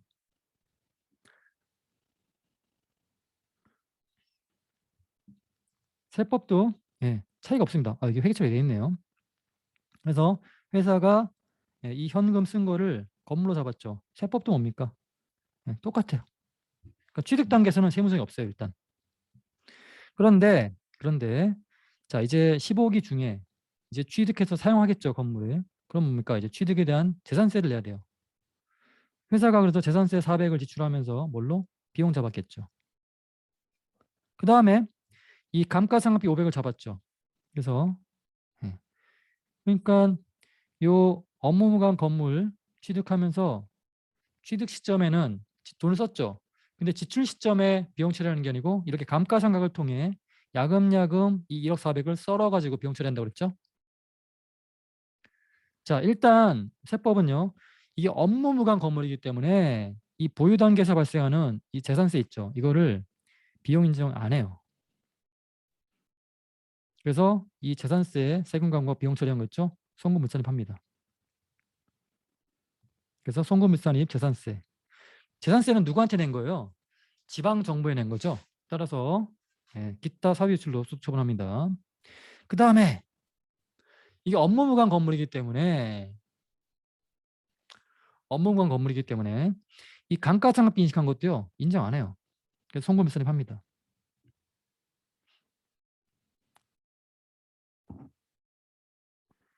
그러니까 여러분 이 얘기예요. 취득 단계에서는 회사가 자산 처리했으니까 세법이 그거 업무무관 건물에 대한 지출이라 하더라도 자산 처리했으니까 각사원소득 금액에는 영향이 없잖아요. 내비둬도. 그러니까 세법도 오케이 자산 처리. 근데 세법의 기본 관점이 뭐냐면요. 이 업무무관 자산의 경우에 처분 시점에는 그 지출한 거를 비용 인식하더라도 송금 인정해줘요. 근데 처분 이전까지 업무무관 자산에 대한 지출은요. 어떤 경우에도 비용 인정 안 하는 거예요. 그러니까 세법 관점은 되게 단순해요. 이 업무무관 자산을 취득하기 위해 쓴 돈 있죠. 얘는 딱 한 번 처분 시점에만 비용을 인식할 거야 이 얘기예요. 그걸 여러분들이 잘 파악하셔야 되고 자 그래서 이 업무무관 자산의 처분 전 단계에서 회사가 만약에 비용 처리하는 어떤 회계처리를 했다면 다 부인이에요. 그래서 재산세 비용 처리한 것도 부인, 송금물산입. 감가상각비라는 비용 처리한 것도 부인. 그래서 송금물산입, 감가상각 유보죠. 이것이죠. 자, 감가상각을 했다는 얘기는 여러분 자산을 썰어가지고 그만큼 비용 처리한 거죠. 그럼 그만큼 뭐야? 자산 차이가 있으니까 소득처분 유보가 되는 거예요. 소득처분까지 여러분 아울러서 보시고 이제 처분하는 거죠. 처분. 자, 처분할 때 여러분 따질 필요가 없어요. 처분했다는 얘기 무슨 얘기입니까, 여러분? 처분했다는 얘기는 더 이상 회사와 세법 간에 자산 차이도 없을 뿐더러 그러면 딱 떠오르는 게 있죠, 여러분. 아, 이 유보 소득 처분한 거 있죠. 얘에 대해서 유보의 추인이 일어나겠구나. 그렇습니다. 이 업무무관 자산을 처분하는 순간 더 이상 세법과 회계 간의 차이가 발생할 일이 없기 때문에 그 처분 이전에 유보 잔액이 만약 있다면 그 잔액을 0으로 만드는 유보의 추인만 하면 세무조정은 끝나요. 할 게 없어요. 그러니까 이렇게 따질 필요가 없어요. 감가상각 했네 안 했네 이런 거 따질 필요가 없어요, 여러분. 그 처분이익이 더 많네 적네 따질 필요가 없어요. 오로지 뭐다? 처분 시점에는 그렇죠. 유보 인식한 거 있죠. 걔만 정리해주면 돼요. 즉 유보의 추인만 해주면 끝납니다. 그래서 처분 직전에 유보 인식했던 거 반대의 부호인 마이너스 유보 추인을 해주면서 마이너스 유보가 올리는 건 차감 조정이죠. 그게 금산이 보는 거예요. 그래서 여러분들이 처분 이익을 따져보시면요. 이 처분 시점의 회사장부상 처분이익과 세법장부상 처분이익이 차이가 나는데 그 차이가 재미있게도 이 마이너스 유보 500만큼의 처분이익 차이가 나기 때문에 그 처분이익에 대한 세무조정을 하셔도 딱 이렇게 나와요. 그래서 물론 처음 공부하시는 분은 이 가산조정이냐 차감조정이냐 또 따져보고 이 유보의 추인도 따져보지만 공부를 좀 하셨으면 여러분들이 아셔요. 뭐 그렇지. 처분이익 따질 필요 없어. 이 유보의 추인만 해주면 딱 맞물려 들어가게 돼 있어. 라는 걸 여러분들이 느끼셔야 돼요. 자, 일단은 제가 자세한 설명은 앞에 수업에서는 설명했고 여기서는 그냥 간단하게 일단 이건 중간고사 대비이기 때문에 그렇게 할게요. 자, 그래서 다음 문제 비슷한 문제인데 한번 또 연습을 한번 더 해본다는 취지에서 다시 한번 설명드릴게요. 자, 5기 초에 업무무관 건물을 이만희 취득하고 그럼 취득 시점에는 뭡니까? 세법이나 회계나 차이가 없죠. 세무서가 없는 거죠. 자, 그에 대한 취득세와 등록세를 지출했다. 그러니까 취득 단계에서는 조정이 없어요. 자, 그런데 이제 취득 이후 보유 단계에서 재산세를 냈고 감가상각비를 인식했죠. 회사가 만약에 재산세와 감가상각비에 대해서 비용 계산했다면 다 부인입니다. 재산세에 대해서 부인하면 어떻게 돼요? 손금 불산입, 소득처분, 기타 사유 출입니다. 회사가 비용 계산했는데 부인하는 거잖아요. 그리고 자산 차이가 없어요. 그러면 소득처분은 기타 사유 출. 근데 먹은 놈이 누구야? 예, 지방정부니까. 감가상각비는요. 그렇죠. 감가상각만큼 자산 차이가 있으니까 소득처분은 유보나 마이너스 유보고 역시 비용 처리했는데 이거 인정 안 하잖아요. 그렇죠. 그러니까 부인. 자, 처분했죠. 그럼 처분 시점에는 뭐만 하면 된다? 그렇죠.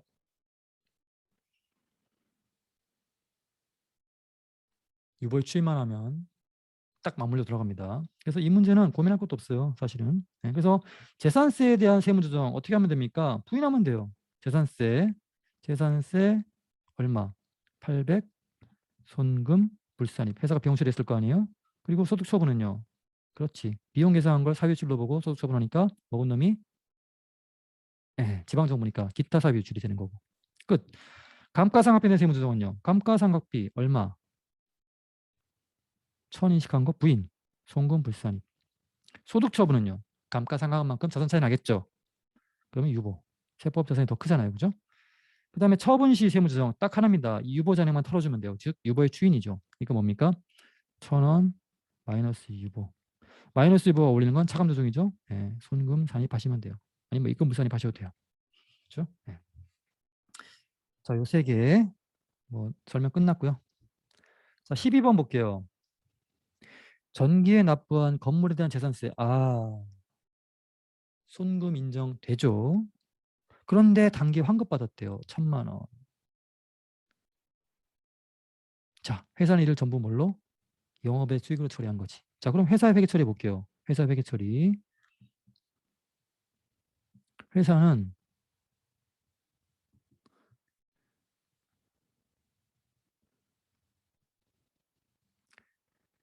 이 현금 두 덩어리가 들어왔죠. 900만 원과 현금 100만 원. 얘는 뭐예요? 재산세 환급받은 거고 얘는 뭡니까?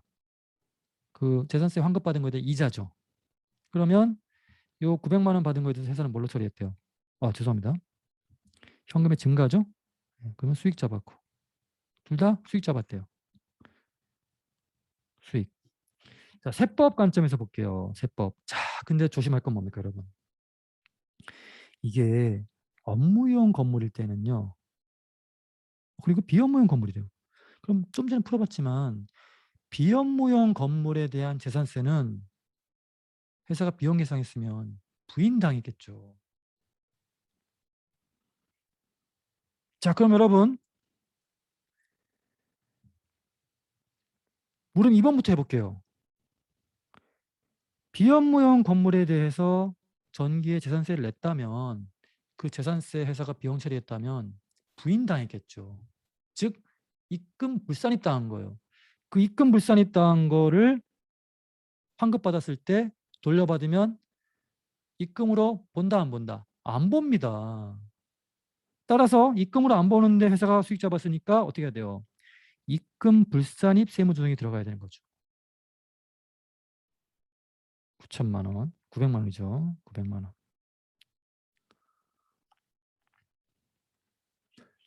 그 다음에 이 환급금 이자 있죠. 이거 수익 잡으면 안 돼요. 기본적으로. 그렇죠? 네, 그러니까 얘도 뭡니까? 입금 불산입 100만 원에 대해서 이렇게 잡는 거죠. 자, 업무용 건물일 때는요. 업무용 건물일 때는 그렇죠. 전기에 재산세 납부하면서 손금 이자 받았겠죠. 그걸 돌려받았으니까 입금 산입이죠. 근데 회사가 수익 잡았죠. 잘했죠. 세무상 없어요. 그런데 환급금 이자는요. 아, 이거 보상의 취지를 훼손하지 않기 위해서 수익을 안 봅니다. 세법이. 따라서 뭡니까? 입금 불산입이죠. 100. 이런 세무조정을 여러분들이 잘 하셔야 돼요.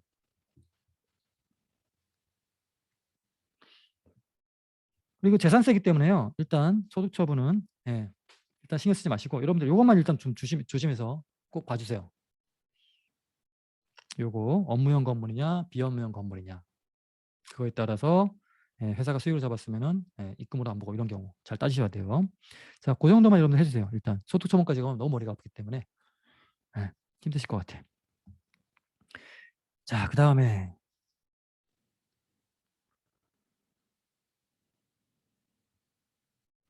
13번 볼게요. 13번 보시면 자, 회사 이름 주식사랑이고요. 10기와 11기 세무적으로 한번 해보래요. 그러면 10기에 특수관계자인 인학규 개인으로부터 뭡니까? 취득했대요. 그런데 보시면 자, 시가가 얼만데? 11,000이래요. 한 주당. 근데 얼마 취득했대? 7,000에. 싼 값에 취득했네. 뭡니까? 특수관계 있는 개인으로부터 뭐를? 주식이잖아요. 유가증권이잖아요. 유가증권을 싸게 저가로 매입한 경우 뭡니까? 그 싸게 산 만큼을 뭘로 본다? 그렇죠. 입금으로 보는 거죠. 자, 그러면 여러분들이 이걸 따라가셔야 돼. 회사와 세법의 회계 처리를 따라가셔야 됩니다. 그래서 일단 20X1년도 회사는요. 주당 7천에 몇 주? 10,000주를 구입한 거죠. 따라서 7천만 원인가요? 네. 그래서 회사는 그냥 7천만 원에 취득했으니까 7천만 원. 자산은 자산이죠? 자산으로 7천만 원 기록할 거예요. 근데 세법은요. 예. 시가 기준으로 봅니다. 시가 기준으로. 그래서 회사는 7천만 원 들여 산 주식을 7천으로 자산 기록하는데 세법은 아니야. 시가로 기록해야 돼. 이런 거죠. 따라서 시가가 얼마냐면 주당 12,000원이니까 시가는요. 1억 2천이죠. 따라서 1억 2천으로 기록해요. 세법은. 근데 드린 돈이 얼마야? 7천인 거지. 그럼 얼마만큼?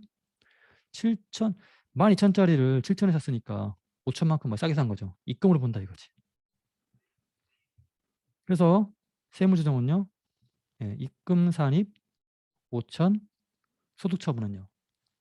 자산 차이 나죠? 세법은 121억 2천이라고 보는데 회사는 7천으로 보잖아요. 그럼 5천만큼 세법 자산이 더 크죠? 유보죠. 이런 세무조정이 2021년도에 발생하고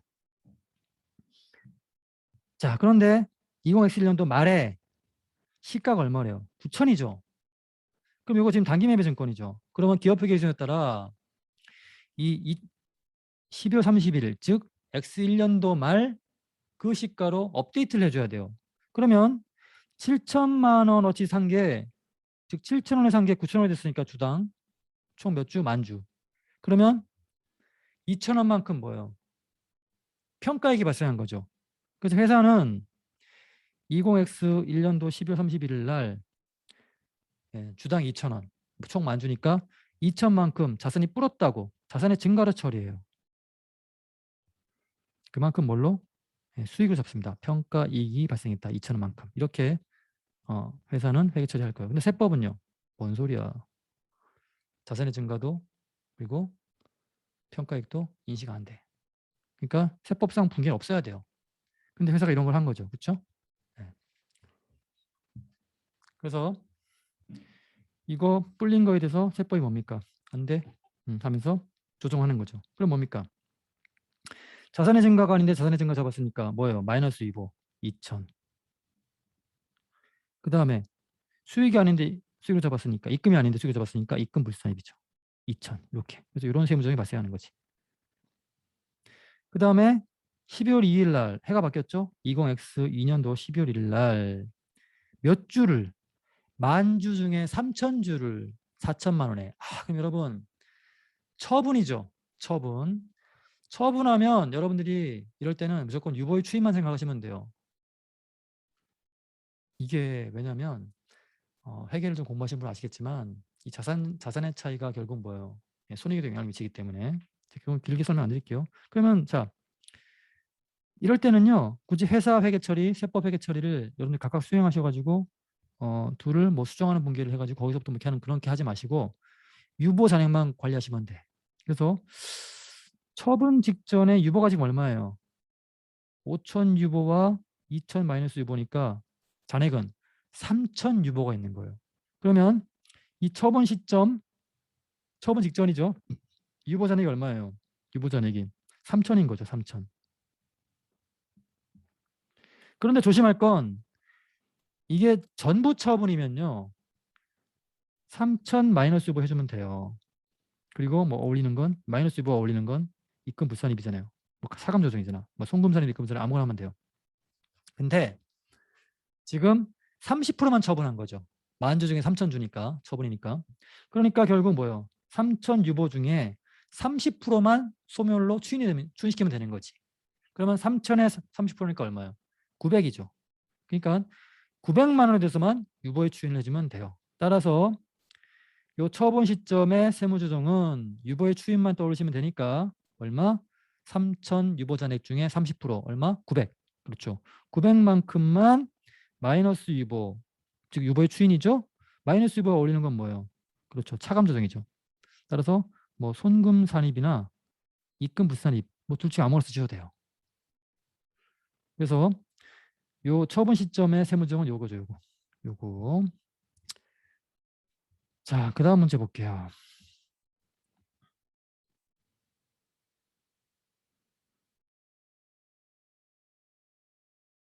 이거 앞서 설명드린 거랑 같은 문제네요. 그죠? 네, 일단 여러분 지금 이건 좀 다른 점이 있네. 이 문제가 아마 출제된다면 이번 중간고사에 가장 어려운 문제가 되겠죠? 자, 일단 자료를 보시면 자료 1번 단기 순위를 주고 있죠? 그러면 이제 가산 조정이나 차감 조정을 이제 하게 되면 결국 각 4분의 1 금액을 한번 구해봐라 라는 문제를 물어보려고 단기 순이익을 준 것 같아요. 그리고 이 자본금과 적립금 조정 명세서라는 이 양식이 있는데 이 법인세 신고할 때 제출해야 되는 양식이 있거든요. 이게 한마디로 뭐냐면 항목별로 유보 잔액이 얼마인지를 보여주는 거예요. 그래서 지금 전기말 기준 이 표니까 전기말 현재 토지 A에 대해서 마이너스 유보 1,000만 원이 있다. 그리고 전기말 현재 유가증권 A에 대해서 400의 유보 잔액이 있다. 요 얘기고요. 결국 전기말 현재 요 둘을 유보 잔액이 얼마입니까? 마이너스 1,400이니까 마이너스 600의 잔액이 있는 거고. 이 마이너스, 그러니까 이 유보 잔액만큼 세법 자본과 회사 자본 간의 차이가 있는 거죠. 그러니까 이 마이너스 유보 잔액을 이용하면 그리고 재무상태표 자본이 주어진다면 그렇죠. 세법 자본 금액이 얼마인지를 알 수 있는 거죠. 만약에 그래서 아마 이 표를 준 것도 이제 이 소득 처분까지 고려해 가지고 단기 말 현재 유보 잔액을 최종적으로 뽑아내서 단기 말 재무상태표 자본이 얼마이면 요 세법상 자본이 얼마냐까지 물어볼 수 있는 거죠. 왜냐하면 딱 그 유보 잔액만큼 회사 자본과 장부상 자본과 세법 자본의 차이가 있거든요. 자, 아주 난이도가 높은 문제죠. 자, 그러면 유보 잔액 지금 제시돼 있고 전기말 유보 잔액입니다. 자, 토지 A에 대한 재산세 납부액을 언제? 시점이 중요하죠. 국입니다. 그러면 지금 단기 언제예요? 10기죠. 아, 그러면 이게 전기죠, 전기. 그러면 그거를 토지 원가로 계상함에 따라 자, 여러분 재산세는요. 지출 즉시 비용 처리하는 거죠. 물론 제조원가면 얘기는 달라지지만 그게 아니라면은 지출 즉시 비용 처리하는 건데 뭘로? 자산 처리한 거죠. 그래서 이게 세법이 송금산입한 거예요. 즉 그래서 국기에 어떤 일이 있었나 여러분들 한번 회계 처리해 보셔야 돼요. 국기에 회사는 이 1,000만 원 있죠. 이 1,000만 원이 지금 발생한 이유에 대해서 좀 설명해 주는 거예요. 그래서 회사는 이걸 뭘로 처리했냐면 이 1,000만 원을 토지로 처리한 거예요. 근데 세법은 그걸 뭘로 본다? 아니야, 그 비용이야 이거죠. 그래서 세무조정이 어떻게 나온 거예요? 그렇지. 손금산입 토지 얼마? 1,000에 대해서는 물론 마이너스 유보죠. 이렇게. 그래서 요 1,000만 원에 대한 마이너스 유보가 이렇게 간 거예요. 전기에 세무조정에서. 그래서 이게 전기말 현재 토지 A에 대한 마이너스 유보 잔액이 있는 거죠. 그러니까 여러분들이 요 문장을 딱 읽고 요 을표와 요 문장을 딱 읽어보고 어떤 일이 있었나를 추론하셔야 돼. 어떤 세무조정이 있었나. 그러니까 이게 어려운 거죠. 이 문제가. 자, 그런데 회사는 이를 바로잡기 위해 지금 회사 관점에서 지금 바로잡는 거예요. 세법을 지금 결부시키면 안 돼요. 그렇죠? 그러니까 회사는 쉽게 세법 그 손금 조정한 거 이런 거 무시하고 아이고 내가 국기에 지금 언제 발견한 거? 10기에 발견한 거예요. 내가 국기에 비용 처리할 거를 내가 토지 잡아버렸네. 이렇게 하는 거죠. 그래서 회사가 어떻게 하는 거예요? 그렇죠. 토지를 감소시키고 그걸 비용 처리한 거예요.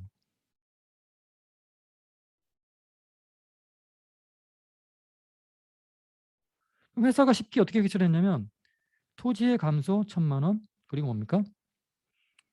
비용 1,000만 원 잡은 거지. 그럼 여러분 쉽게 어떤 세무조정이 일어나야 돼요? 첫 번째,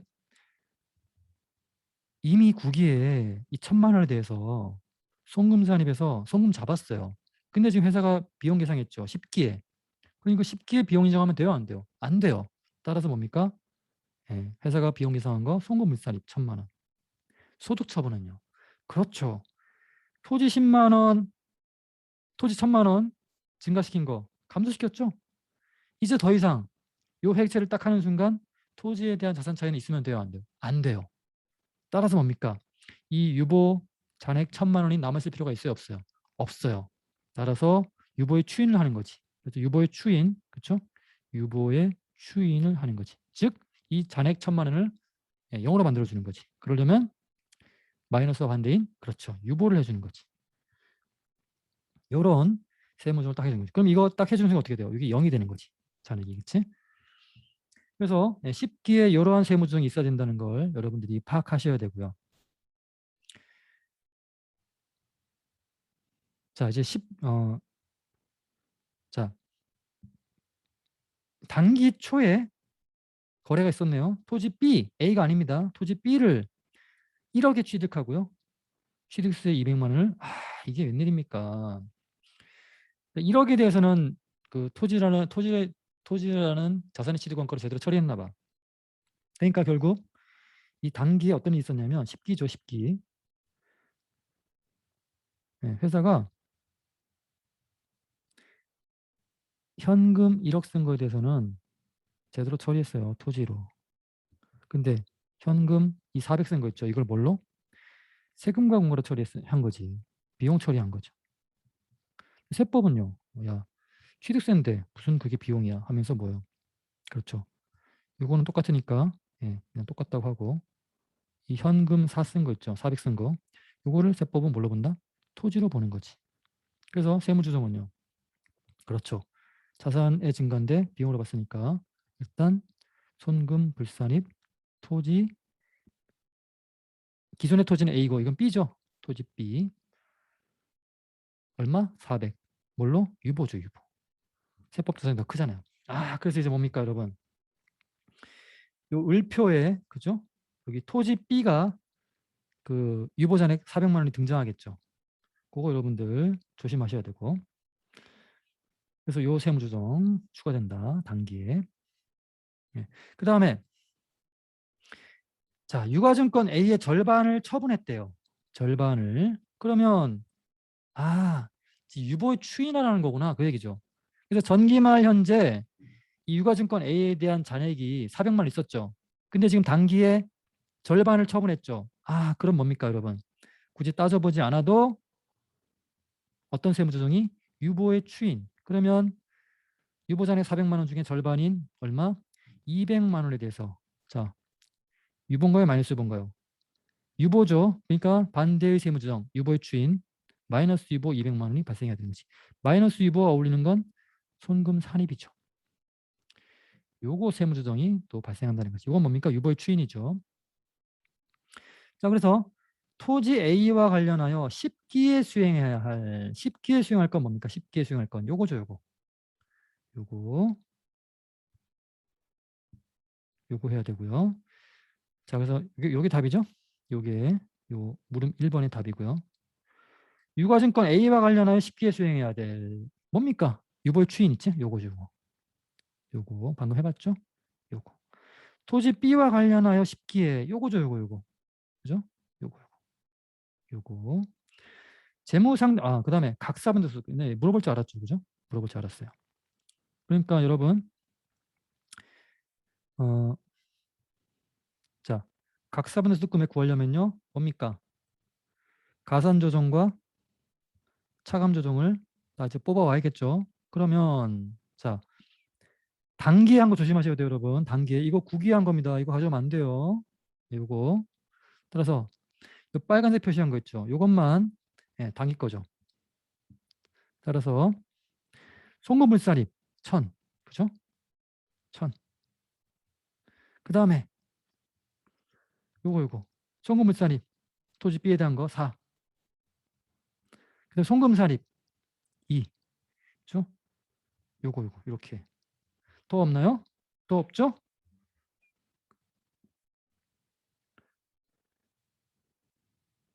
더 없죠.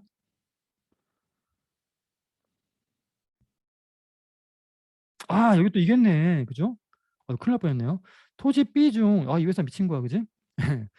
토지 B를 취득했어요. 그리고 또 절반을 처분했대요. 60%네, 그지? 1000m 중에 60m, 600m 처분했으니까 60%또 처분한 거야. 미친 회사지, 그지? 그러면 어떻게 됩니까? 그렇죠. 이 토지 B 400만 원 그 취득한 거 있죠? 취득세. 그걸 비용 처리해가지고 이 유보가 있었잖아요. 유보 400. 근데 처분했죠. 처분으로. 그럼 어떻게 돼요? 그 처분됐으니까 처분으로 인해 그 처분된 거에 비례한 유보 잔액을 추인해 줘야 되잖아요. 또 그게 있는 거죠. 되게 문제 야비하다, 그죠? 예. 그래서 요거 토지 B에 대해서 처분으로 인한 유보의 추인이 또 추가로 있는 거예요. 그러면 60% 처분했으니까 460%니까 얼마? 2.4만큼의 마이너스 유보 소득 처분이 있는 거죠. 토지 B입니다. 토지 B. 그래서 손금 산입이지. 마이너스 유보가 올리는 건 손금 산입이죠. 그러면 여기 조심하셔야 돼. 요 240만 원 이거 어떻게 나온 거예요?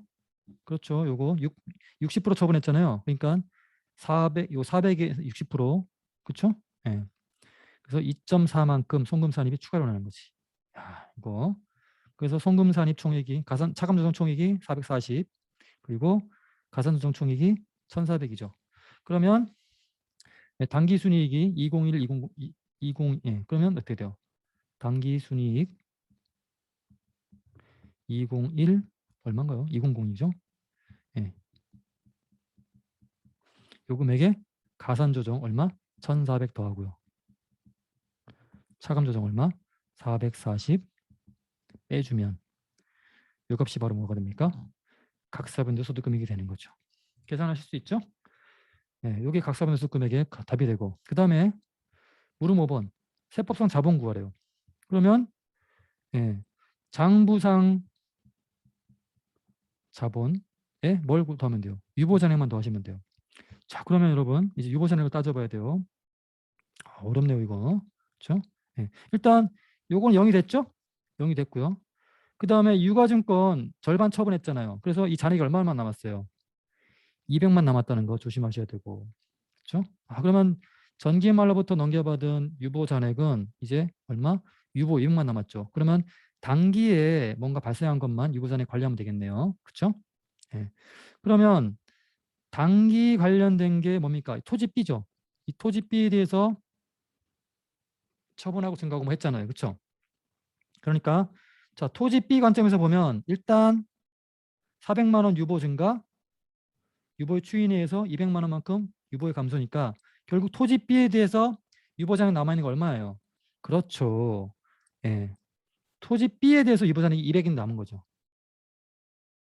이해가시죠? 그래서 단기말 시점 자본금과 적립금 조정에서 을표를 만약 만든다면 그렇죠.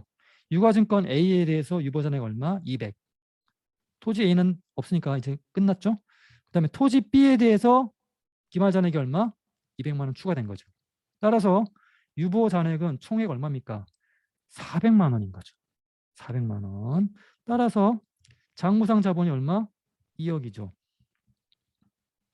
근데 400만 원만큼 유보가 남아있다는 얘기는 세법 자본이 장부상 자본보다 더 크다는 얘기죠. 따라서 세법 자본은 2억 400만 원이 되는 겁니다. 이 문제 만만한 문제가 아닙니다. 잘 정리해서 푸시면 되고. 자, 순금으로 인정되는 벌과금 항목만 묶어보라는 얘기네요. 자, 그러면 산업재해보상보험료 가산금 손금 인정되죠? 외국의 법률에 의하여 국외에서 납부한 벌금 안 되죠. 손금 인정. 자, 요거는 뭐 여러분들 아실 필요 없고 요거는 삭제.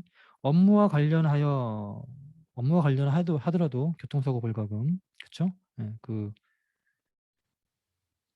법령 지키라는 거 안 지키는 거에 대한 그런 불이익의 취지를 훼손하면 안 되겠죠? 어쨌든 이것도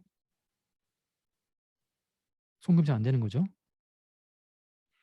그 다음에 전기요금의 납부지로 인한 연체가산금 이거는 뭡니까? 손익금성 되는 거죠. 그렇죠? 오죽하면 전기요금 납부를 좀 늦게 해서 이거 가산금 이자거든요. 이자 물겠어요. 그것만큼은 손금을 인정해 준다 이거죠. 이게 바로 손금 인정되는 거고. 국민건강보험 있죠? 이거 가산금 손금 인정되죠. 두 개네요. 마바. 자, 손금 인정되는 거 되고 안 되고요. 되죠? 안 되고요. 이건 알 필요 없고. 폐수 배출 부담금 이거 안 되죠. 폐기물 처리는 됩니다. 요거 되죠. 그렇죠? 요 네 개네요. 자, 그다음에 요건 이제 계산 문제를 이제 뽑아내는 건데 이런 형식으로 이제 문제를 내는 게 좀 편하죠. 채점하기도 편하고. 자, 보시면 재산세인데 비업무용 토지에 대해서 여러분 앞에서 풀어봤죠? 업무와 관련 없는 즉 비업무용 토지의 재산세의 경우 송금 인정하지 않죠. 그러니까 250에 몇 프로? 60%는 손금 불산입이죠. 그 다음에 부담금, 폐기물 처리 부담금 전액 손금 인정되죠. 교통위반 부담금 손금 인정되죠. 폐수 배출 부담금은 안 되죠. 법령 위반한 거죠. 60% 역시 손금 불산입. 자, 외국의 형벌에 의해 국외에서 납부한 벌금 안 되죠. 1200 전부 1200 전부 손금 불산입. 연체 가산금 전기요금이나 수도금이나 같은 거죠. 예, 그 연체가산금은 예, 손금 인정되죠. 송금 일산입 되는 건 여기 전부네요. 그렇죠? 여기 12고 30, 150, 여기 얼마? 300, 1200 하니까 얼마? 예, 1650만 원만큼에 대해서는 예, 송금 일산입 하겠네요. 자, 여러분들 중간고사 대비 문제를 좀 풀어드리는데